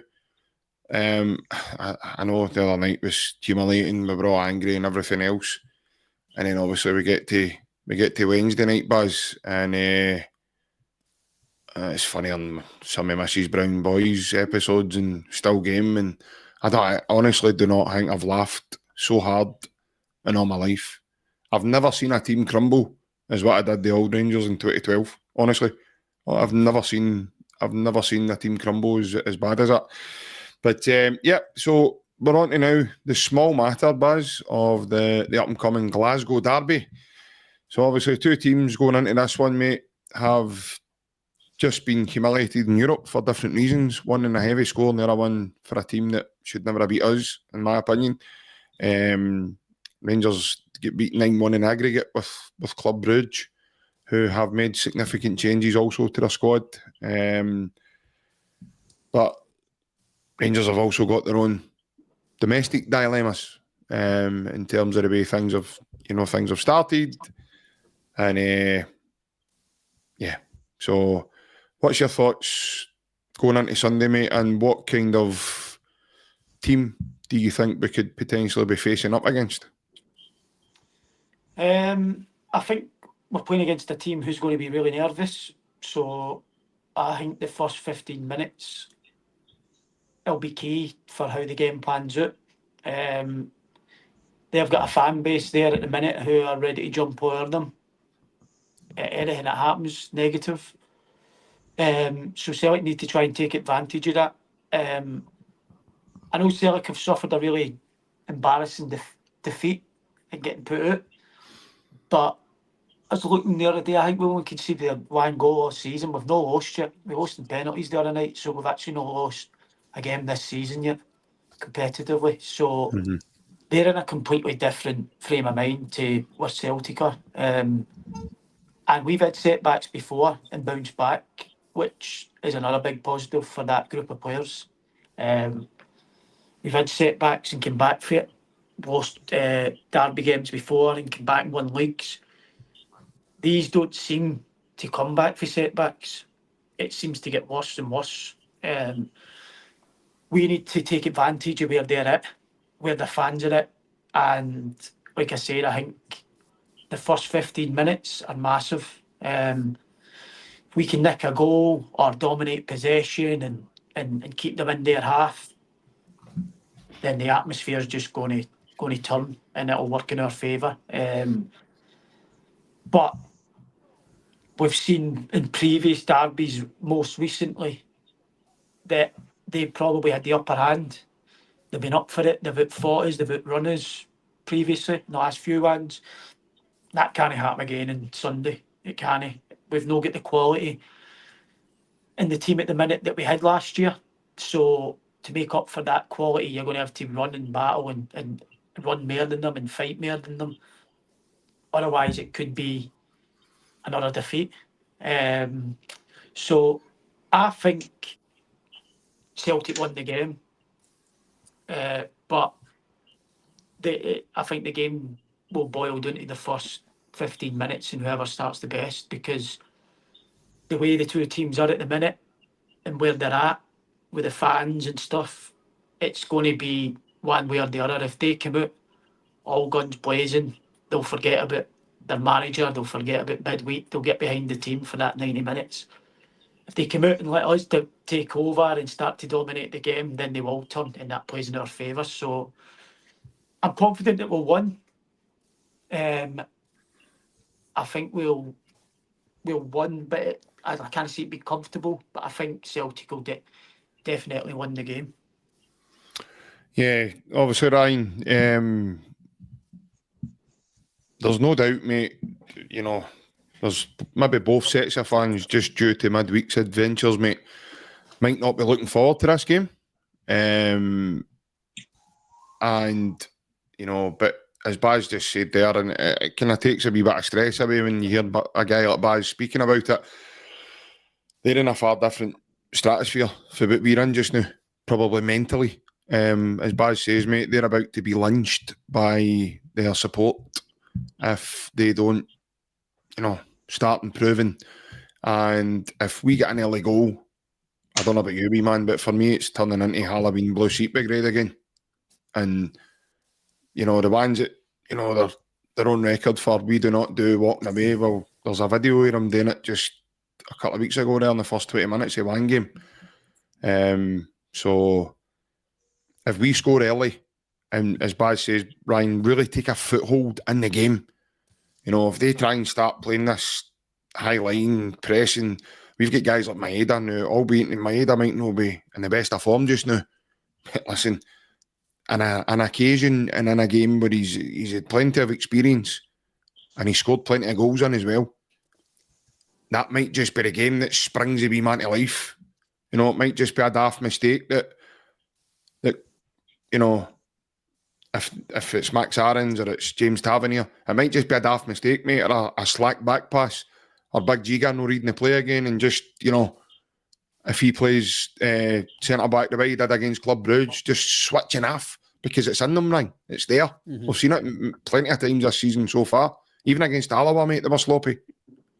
So, like I say, we get that early goal, mate, and, you know, I think that place will become toxic, and it could be a really, really long afternoon and Sunday for them, mate. I think it actually suits us playing at Ibrox this time for the first game, because after that result during the week at Celtic Park, I don't think Celtic Park would be the best atmospheres.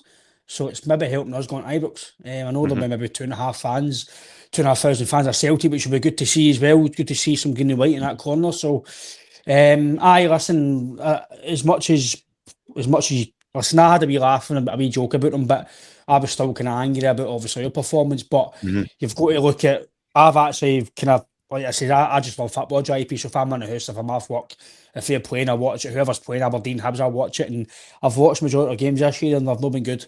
They've lacked a focal point, somewhat like us, but they've lacked a focal point, and I don't think they'll have that. Even, listen, if Majowski signs and plays, listen, he's a good player.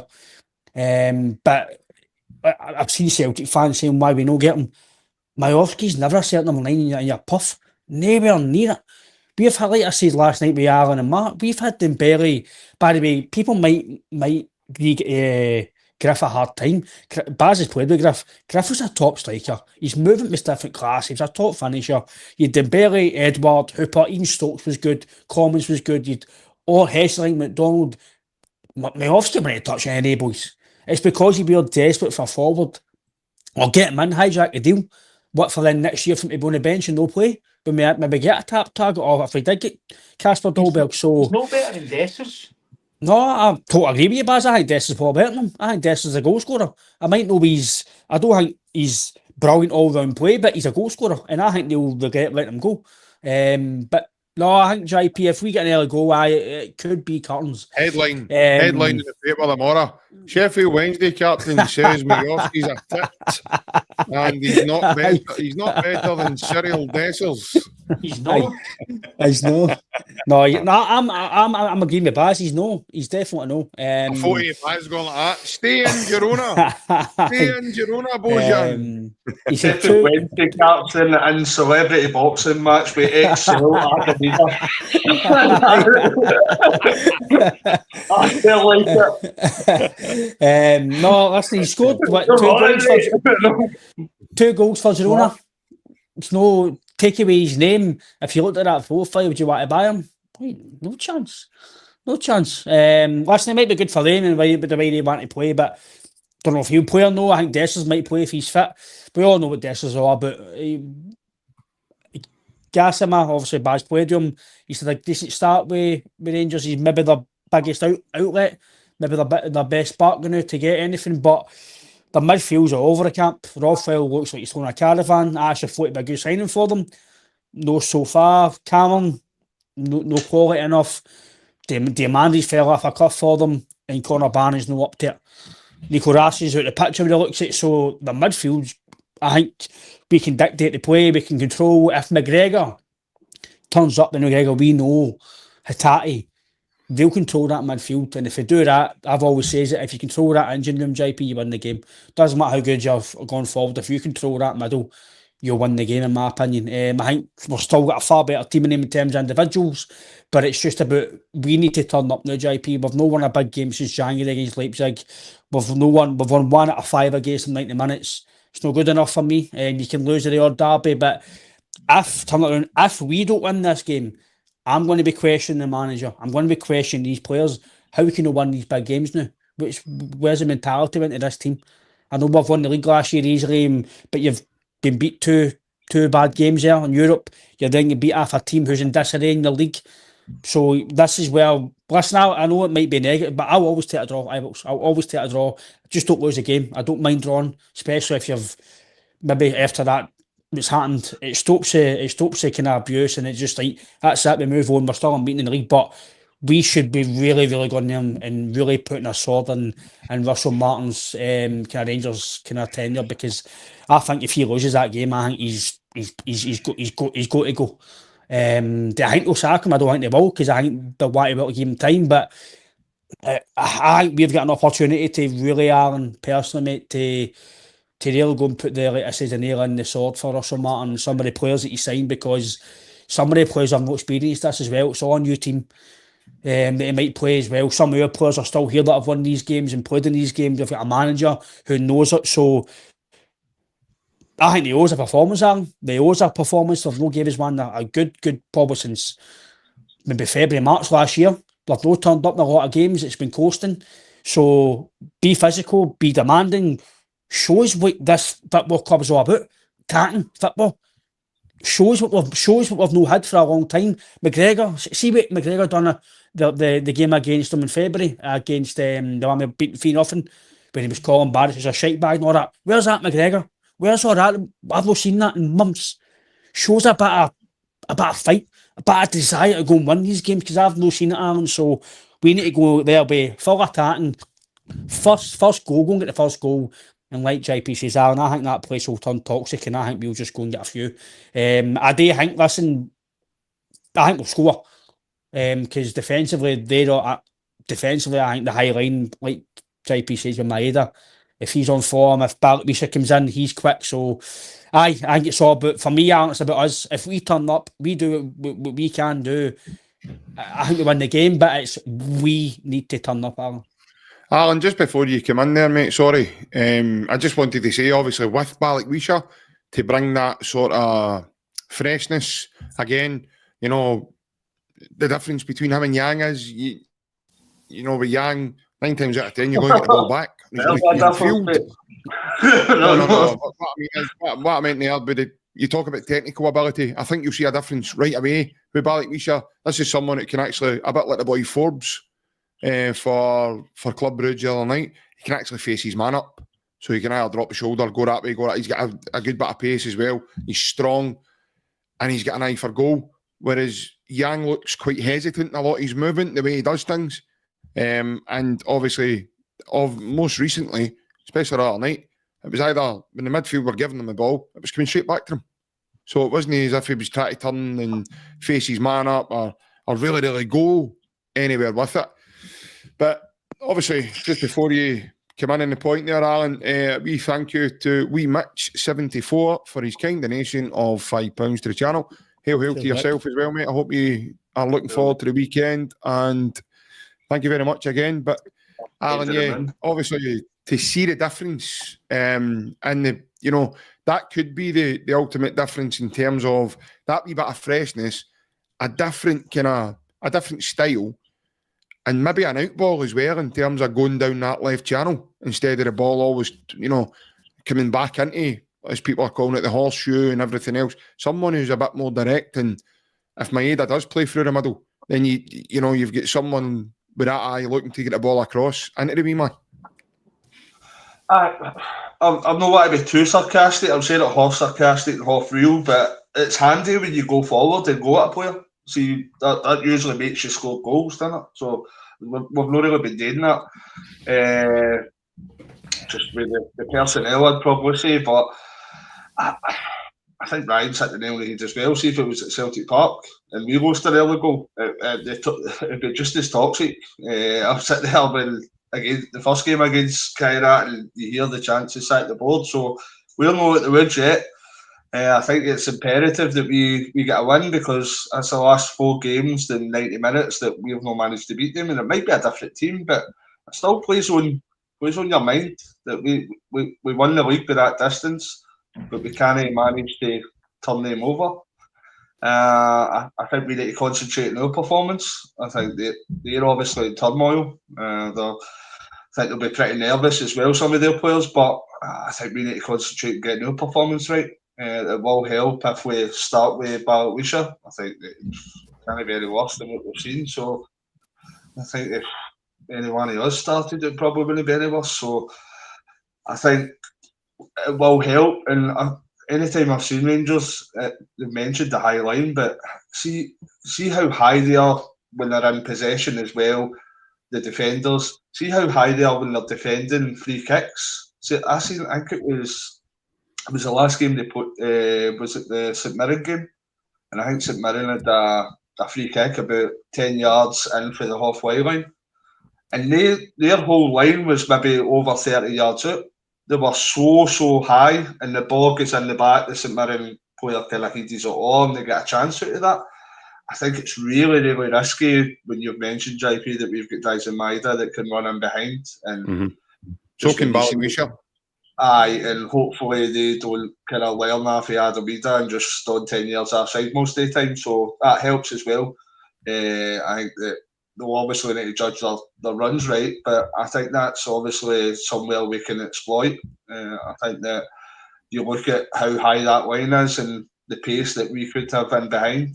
It's definitely something we can exploit, but we definitely need to up our performance level. I know that they're playing not very well whatsoever, but these games sometimes players up their performance levels. It's usually sometimes the form goes out the window, like we've seen last year, because we could beat a couple of times.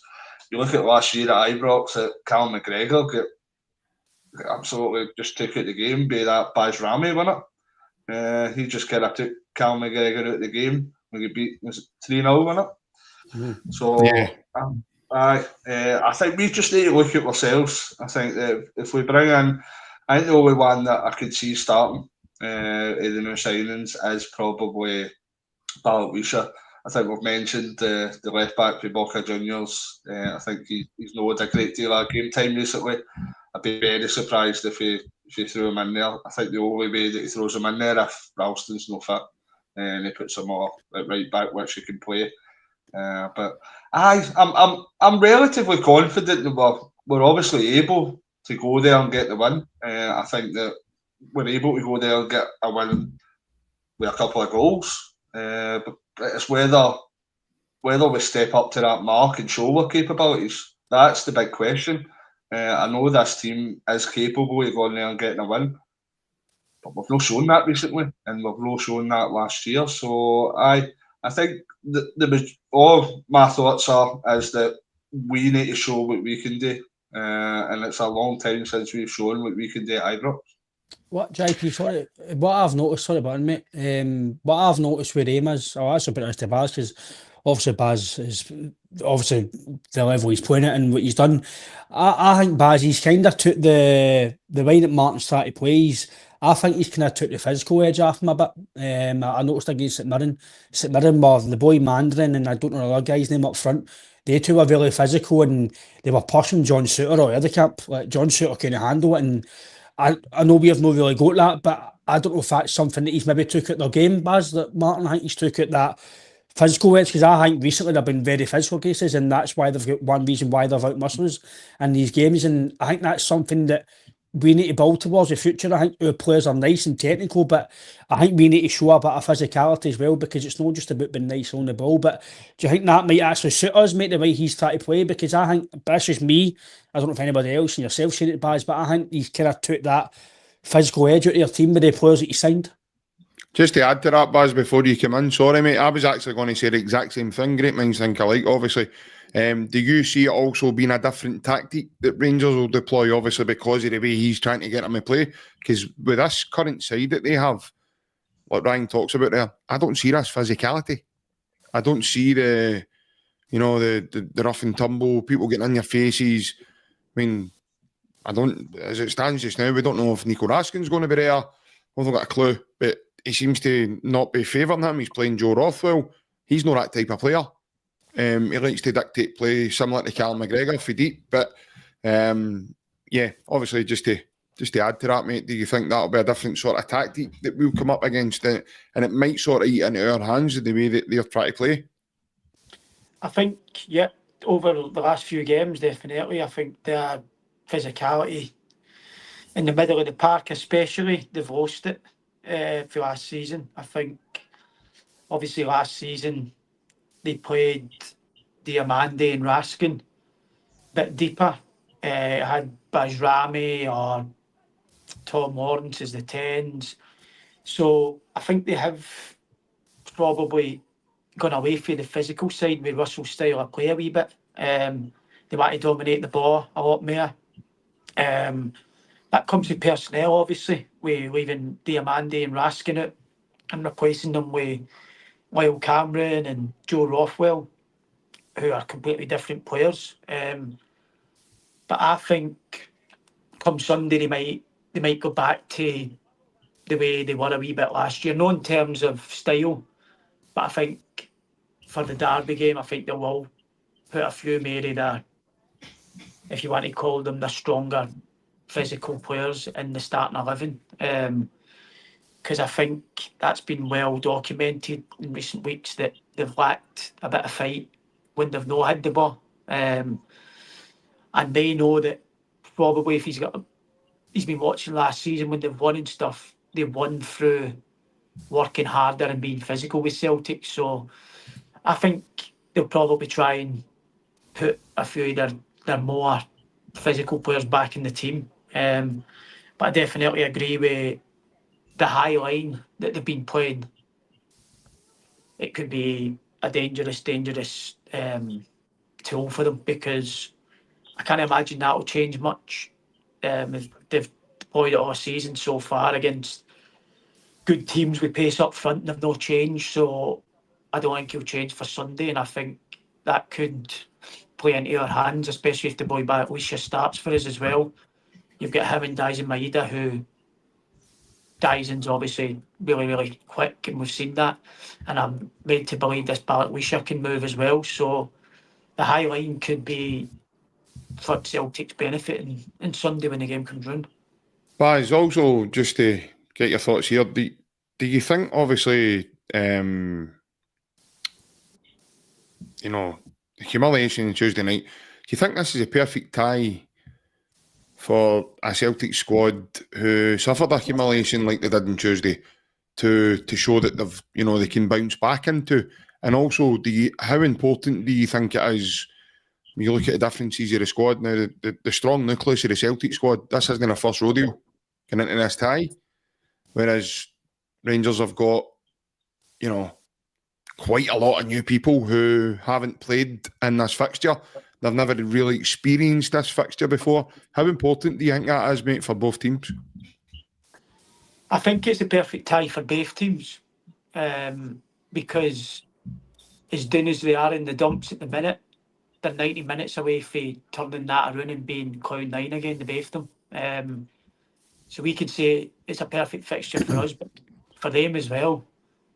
Their 9-1 defeat in aggregate will be forgot about come Sunday at 2 o'clock if they've won this game. So it works in both favours.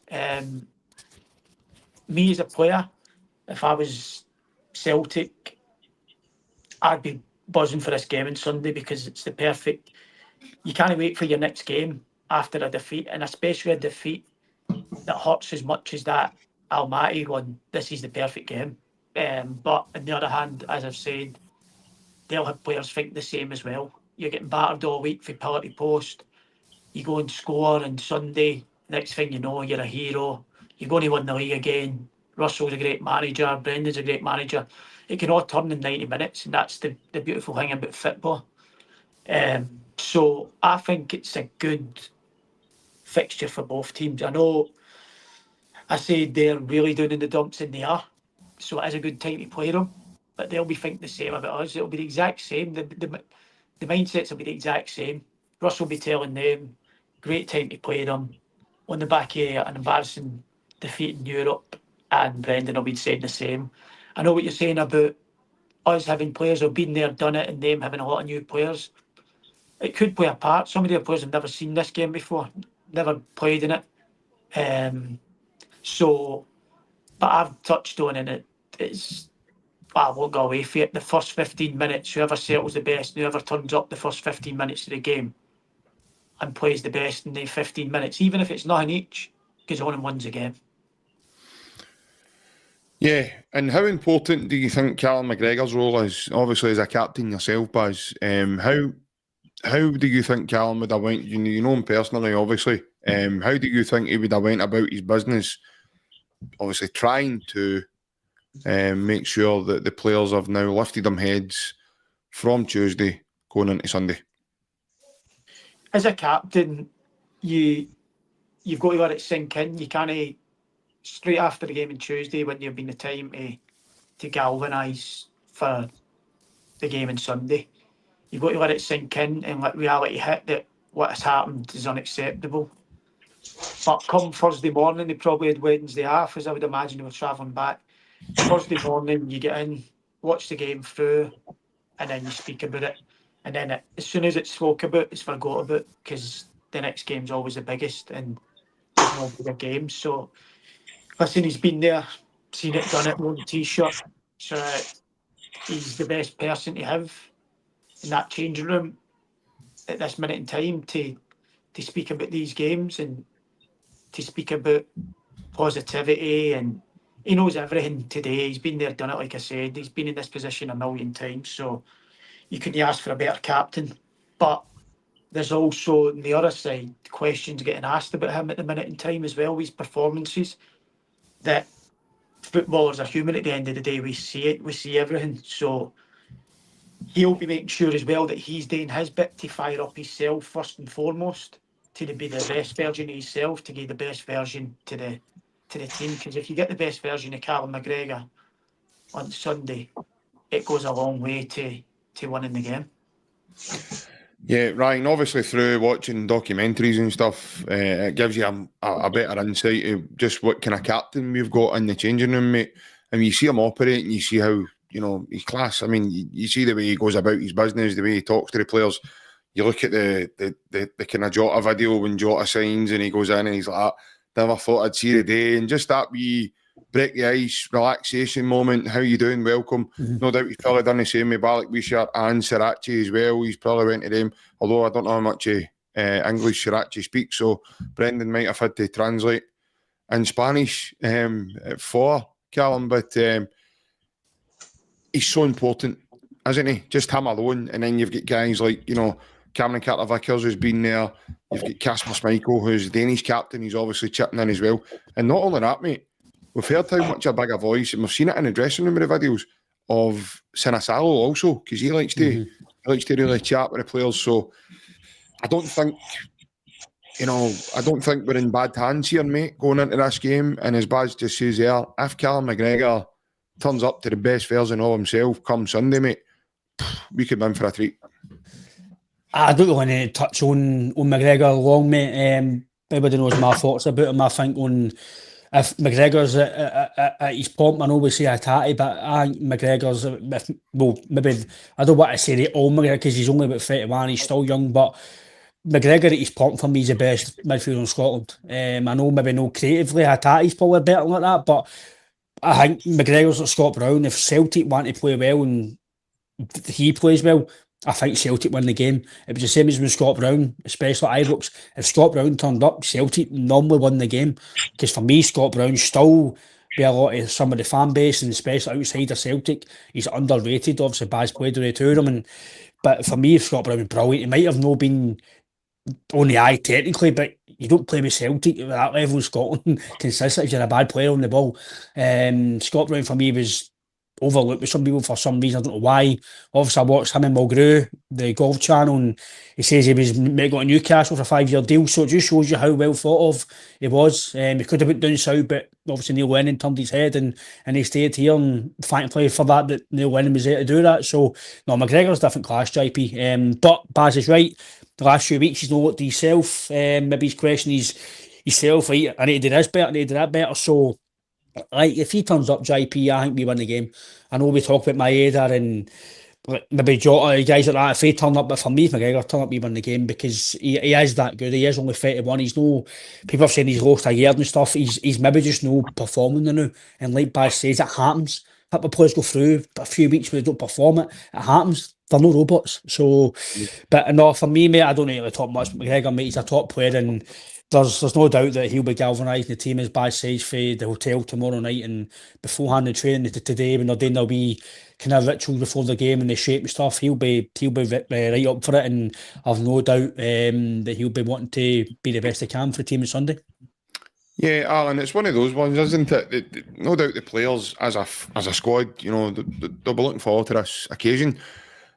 Like Baz says, you know, they're in turmoil. You said it yourself, they're in turmoil. Their fans are totally against the manager.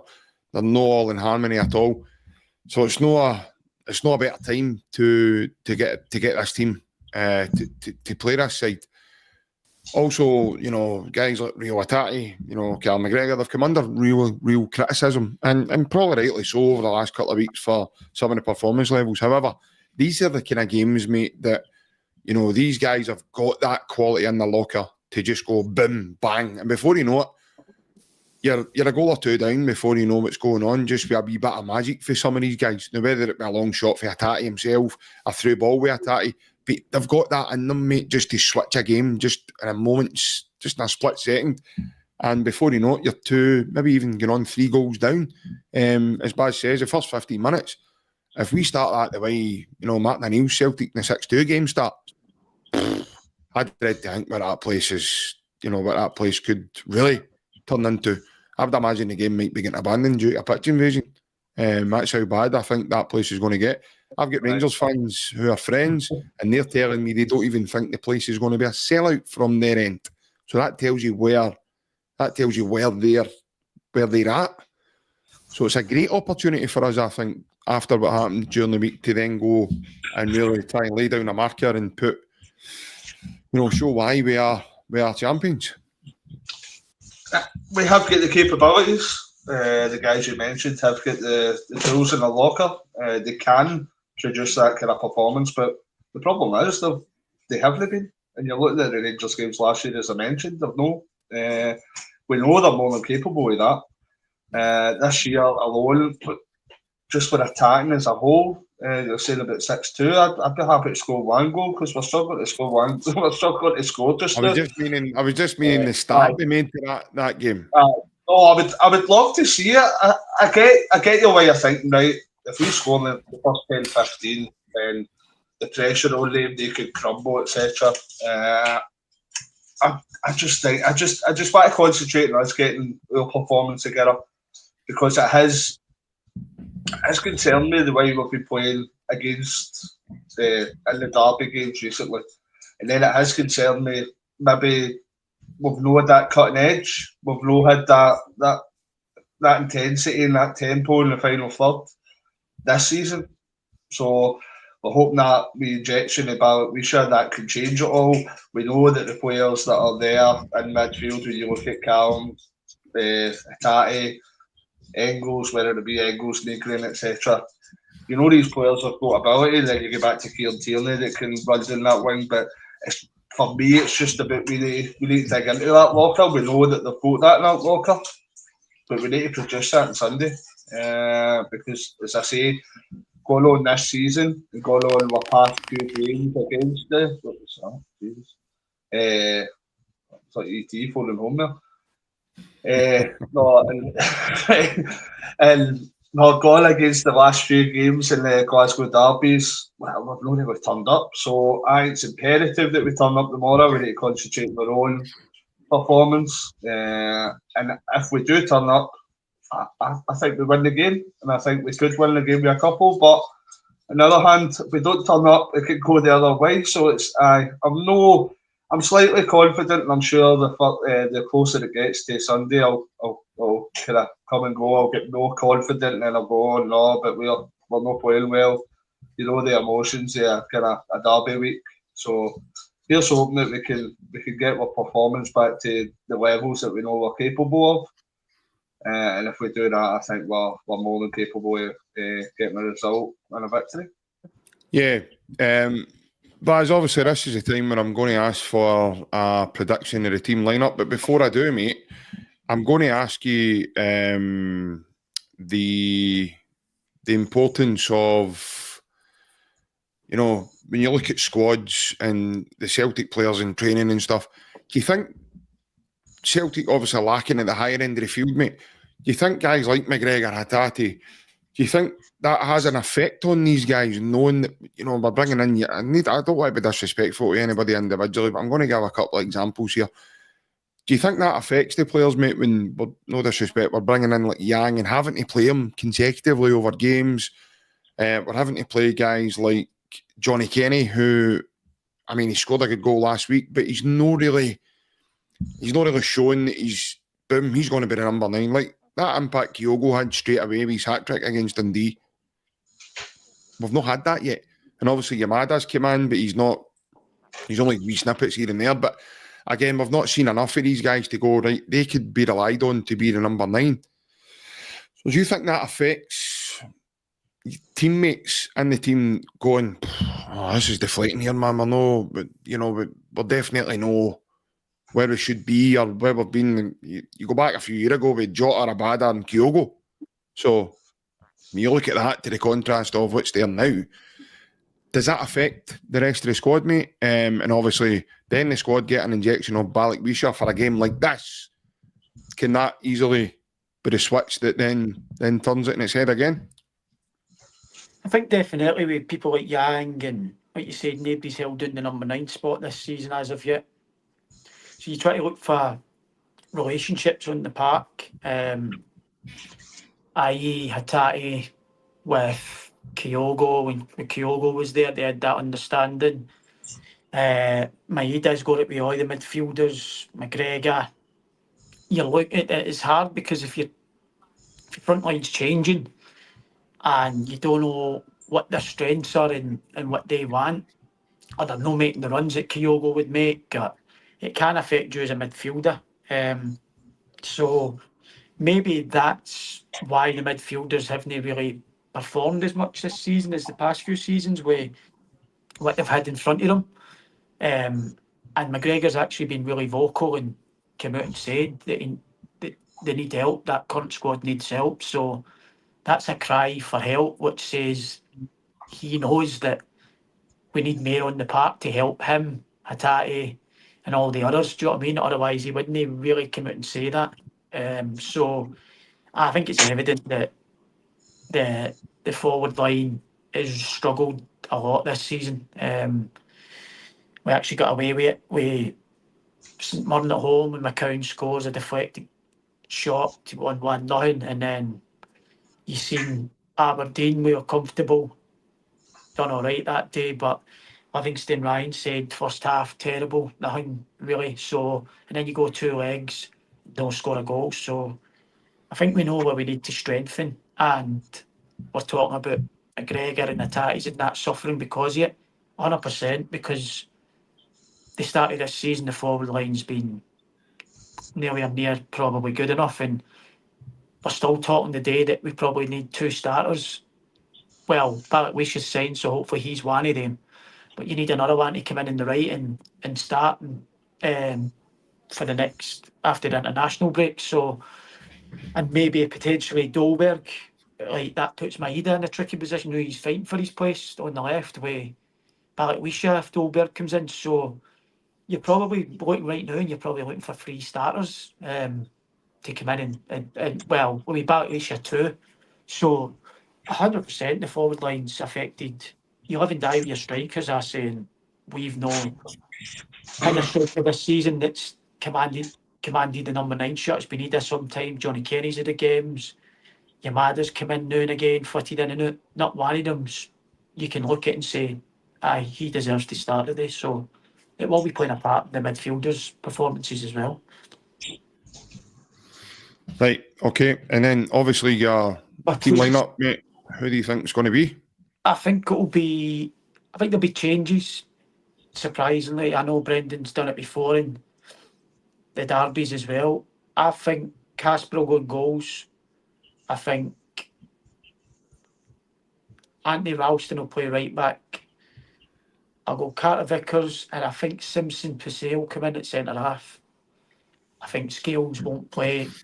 I think he's had enough training now, and if he's the player that we think we are, now's the time he's got to go and stake a claim. So I think Simpson Pussy could be a surprise selection.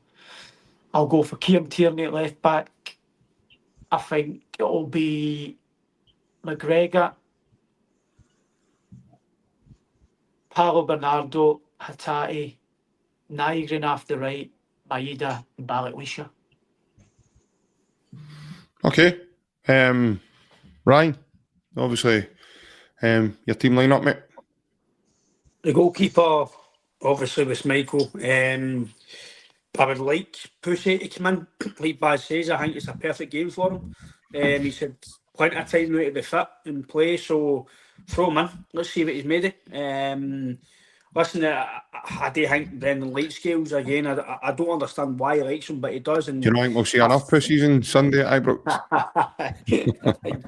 Aye, but I think I'm agreeing with Baz. I think he should be playing. If he's the player that Man City think he is and that Brendan thinks he is, see if he's only fit to play 60 minutes. 60 minutes good enough for me. Play him and see how he is. If Scales has got to come off the bench, then so be it. I think he will play Scales, but if I'm going to go with Baz, what I would like, I'd like Pussy to come in. Let's see how he is. So I'm going to go with the same back line as Baz. Middle of the park, I can understand Bernardo. I like Bernardo. I don't know why he's not a sniff, whatever reasons behind it, but I think he might just stick with I think he's maybe going to give some of these players, I don't want to say one more chance, but maybe to redeem himself during the week. So if we don't get another winger in, I think he might put Negan out wide. I think he'll play Engels, Hatate, McGregor. He'll play Balikwisha and he'll play Maeda. But if he signed Dolberg, I think he might need to even switch Balikwisha to right and play Maeda to the left, because I think he won't play Maeda. But if Dolberg signs, he's right in the team for me. He's got to, because he's obviously registered in time.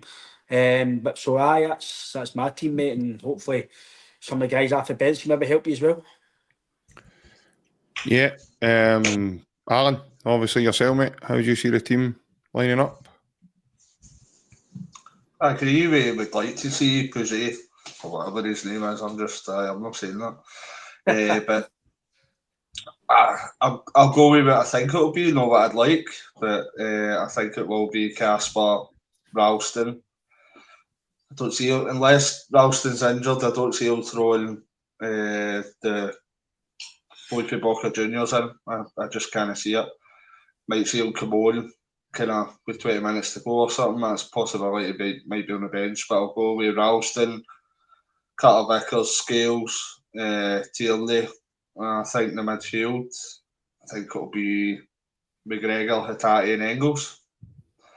I kind of see the other Casper now. I kind of see him signing in time. I think he might sign in time, but it's going to be probably sometime tomorrow or Sunday morning. I think we're getting to a stage now where the best we could hope for is maybe he's on the bench. Does it look as if it's massively close at the minute? The reports we're hearing, so I think the front three will be Negrin at the right. He's playing out of position. I think just maybe play him instead of James Forrest. I think it'll be Balikwisha and Maida through the middle. Okay. It's interesting. Baz obviously goes for changes in defence, because I had that in my mind as well. I think the team is going to make changes to the team that played on Tuesday. I think it's going to be Casper and goals. I think it'll be Kobe Donovan at right back, lads. I don't think he'll play Tony Ralston due to, I've heard Tony Ralston's injured. So as far as my understanding is, he never trained today. They're going to monitor him for tomorrow. I've heard a wee murmur that he's not. I've heard a wee murmur that he's not going to be okay, and I've got a feeling he might play Kobe Donovan. So, aye, that'll be an interesting one to keep an eye on. And I think the defence, the other side of the defence will be Carter Vickers. Baz has obviously went for Simpson Puzzi. I was thinking along the lines of Scales coming out of the team as well, but I also think it'll be Dane Murray that plays there. I don't think Simpson Puzzi will start. I think it'll be Dane Murray, and I think Kieran Tierney will obviously start at left back. I think the midfield will change slightly as well. Baz has went for Bernardo.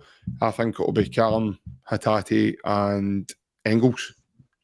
And I think it'll be Negrin out on the right, Balikwisha on the left, and Maeda through the middle. Now, if we do sign Kasper Dolberg, then I think Kasper Dolberg will start through the middle. Balikwisha will play in the right. Engels will drop out and Negrin will get into the midfield, and we'll play Maeda out on the left. So it'll be interesting to see what's going to happen. But yeah, it's quite interesting, lads. Obviously, we've all picked different kind of players, different positions. By the way, if Simpson Puzzi starts, then I'm looking forward to him as a next guy, because we've not seen him yet. He's been in a couple of weeks now. We understand he's missed a bit of pre-season. He's not played in a lot of games, so that's why he's not yet kicked a ball with the team. But yeah, I like to look at Kobe Donovan on Tuesday night. I know he was a bright light and a very dull night for the club. But I thought he did okay. He set up a good chance for Negrin, which I felt was very greedy in the moment. I thought he could have slipped like McKeown in, and we might have had a goal there, but it wasn't to be. And yeah, so it'll be interesting to see it, lads. I think whatever team goes, I think Baz obviously looking at the teams there, I think we're all wanting the same thing, which is just a spark to ignite at Ibrox on Sunday and really go about their task. Like he says, mate, first 15 minutes. And basically, as my dad always speaks about as well when he's talking to me about football, I was actually a wee bit gutted for my dad, because my dad wanted Celtic to draw Nottingham Forest, due to him being a big Nottingham Forest fan as well, and following him all through Brian Clough's days as well. So I was a wee bit gutted in that aspect. I was speaking to him earlier, and we were chatting about that, and that's what he said. The way to start this game is just start early, really come out with traps flying, Baz, and just take the game away from him. Just do what Club Brugge done, and really just go and take the game away from him. And then that way, they could be 2-3 down before then they're forced to make changes. The other night they went to a back five. I've never seen a Rangers team do that in my puff. So that shows you where they are, And my thinking is, getting into this game, they could even start this game in a back five. That's probably where, like you says, Baz, they're really nervous. They're really, really, So there's a possibility there that they might be thinking the other side of it, trying not to expand a bit much and hope they don't take too much of a doing. But I would like us to start early, mate, and really go and set about them. No, 100%. As I said, the first 15 minutes are crucial for me. But I would happily take getting hammered for 90 minutes and 1-1, nothing, to be honest, JP. The derby games that don't bother me, how stats or shots, or it's all about winning at the end of the day. And I'll put it out there now and say it. If we won on Sunday, no matter how we won, the league's done for me. 9 points. They basically have to go unbeaten, really, realistically, for the whole season and win all the remaining derby games. So if we can go and win on Sunday, no matter how you win, whether you get hammered and your back's against the wall, we go 9 points clear. I can't see it getting called back. So it doesn't matter for me how we won on Sunday, as long as we get the 3 points. I'm more than happy. Yep. Ryan, just as Baz says there, the league being done, if Celtic won, I just had visions of Peter Jakey in the courtroom there, just giving it the party's over. But no, mate, I just think we're looking for Celtic to give us a performance, mate. And we know when Celtic do that, mate, they're in a great shout to try to get a result. No, definitely, mate. I know we're coming to the end of the show, so I'll keep it quite short and sweet.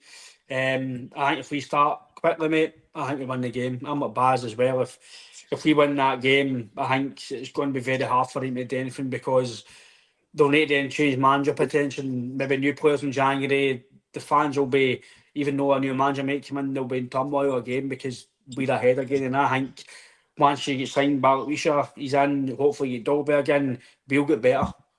And I think they'll get worse. So for me, I think you win the game, and I'm going to give me a Baz. I'll say it as well. I just don't see how you lose the league, because you're not going to lose. Celtic are going to lose 4 or 5 games in a row without defeat. So for me, you start quick, go and get a few goals, and just hopefully we're all celebrating Sunday. Yeah, 100%. We look forward to it. Guys, thank you very much for your time tonight. Baz, obviously, cheers for coming on the Friday night with us, having a chat with us about the game, and obviously Celtic and everything else, mate. When you've got a game tomorrow versus Swansea, do us a favour. You see Big Adam either, give him a cuddle for me and tell him I was asking for him, and just say Big Al wants to take him to Mullen Carter the next time he's up in Glasgow, mate. I will do, not a problem. And lads, thanks very much for your Friday night chat. It's been good to get a wee chat with you also, and I'm looking forward to meeting up with you in person at the weekend as well, and having a wee shindig as well. Yep, Godspeed, Adam. Godspeed. If only he had any. If only he had a bit of speed, he wouldn't be going anywhere. He'd be Steinways. But everybody that's tuned in with us across the platforms, have a great weekend. If you are one of the lucky ones that are going to be in attendance at Ibrox on Sunday, enjoy the game. Hopefully we get a great result, and we are singing all the songs afterwards, and we're 9 points clear. Take care, hail, hail, and we'll see you all again in the next one. Hail, hail. See you later, lads. Bye-bye. Bye-bye.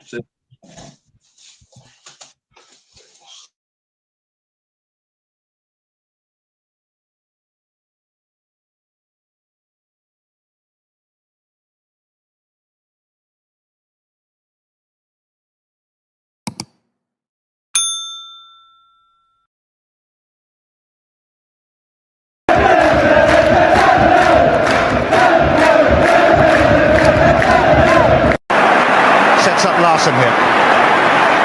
Larsson. Oh, he's in! Henrik Larsson! That is sensational! O'Reilly. How about that for a pass? Jota! How about that for a finish?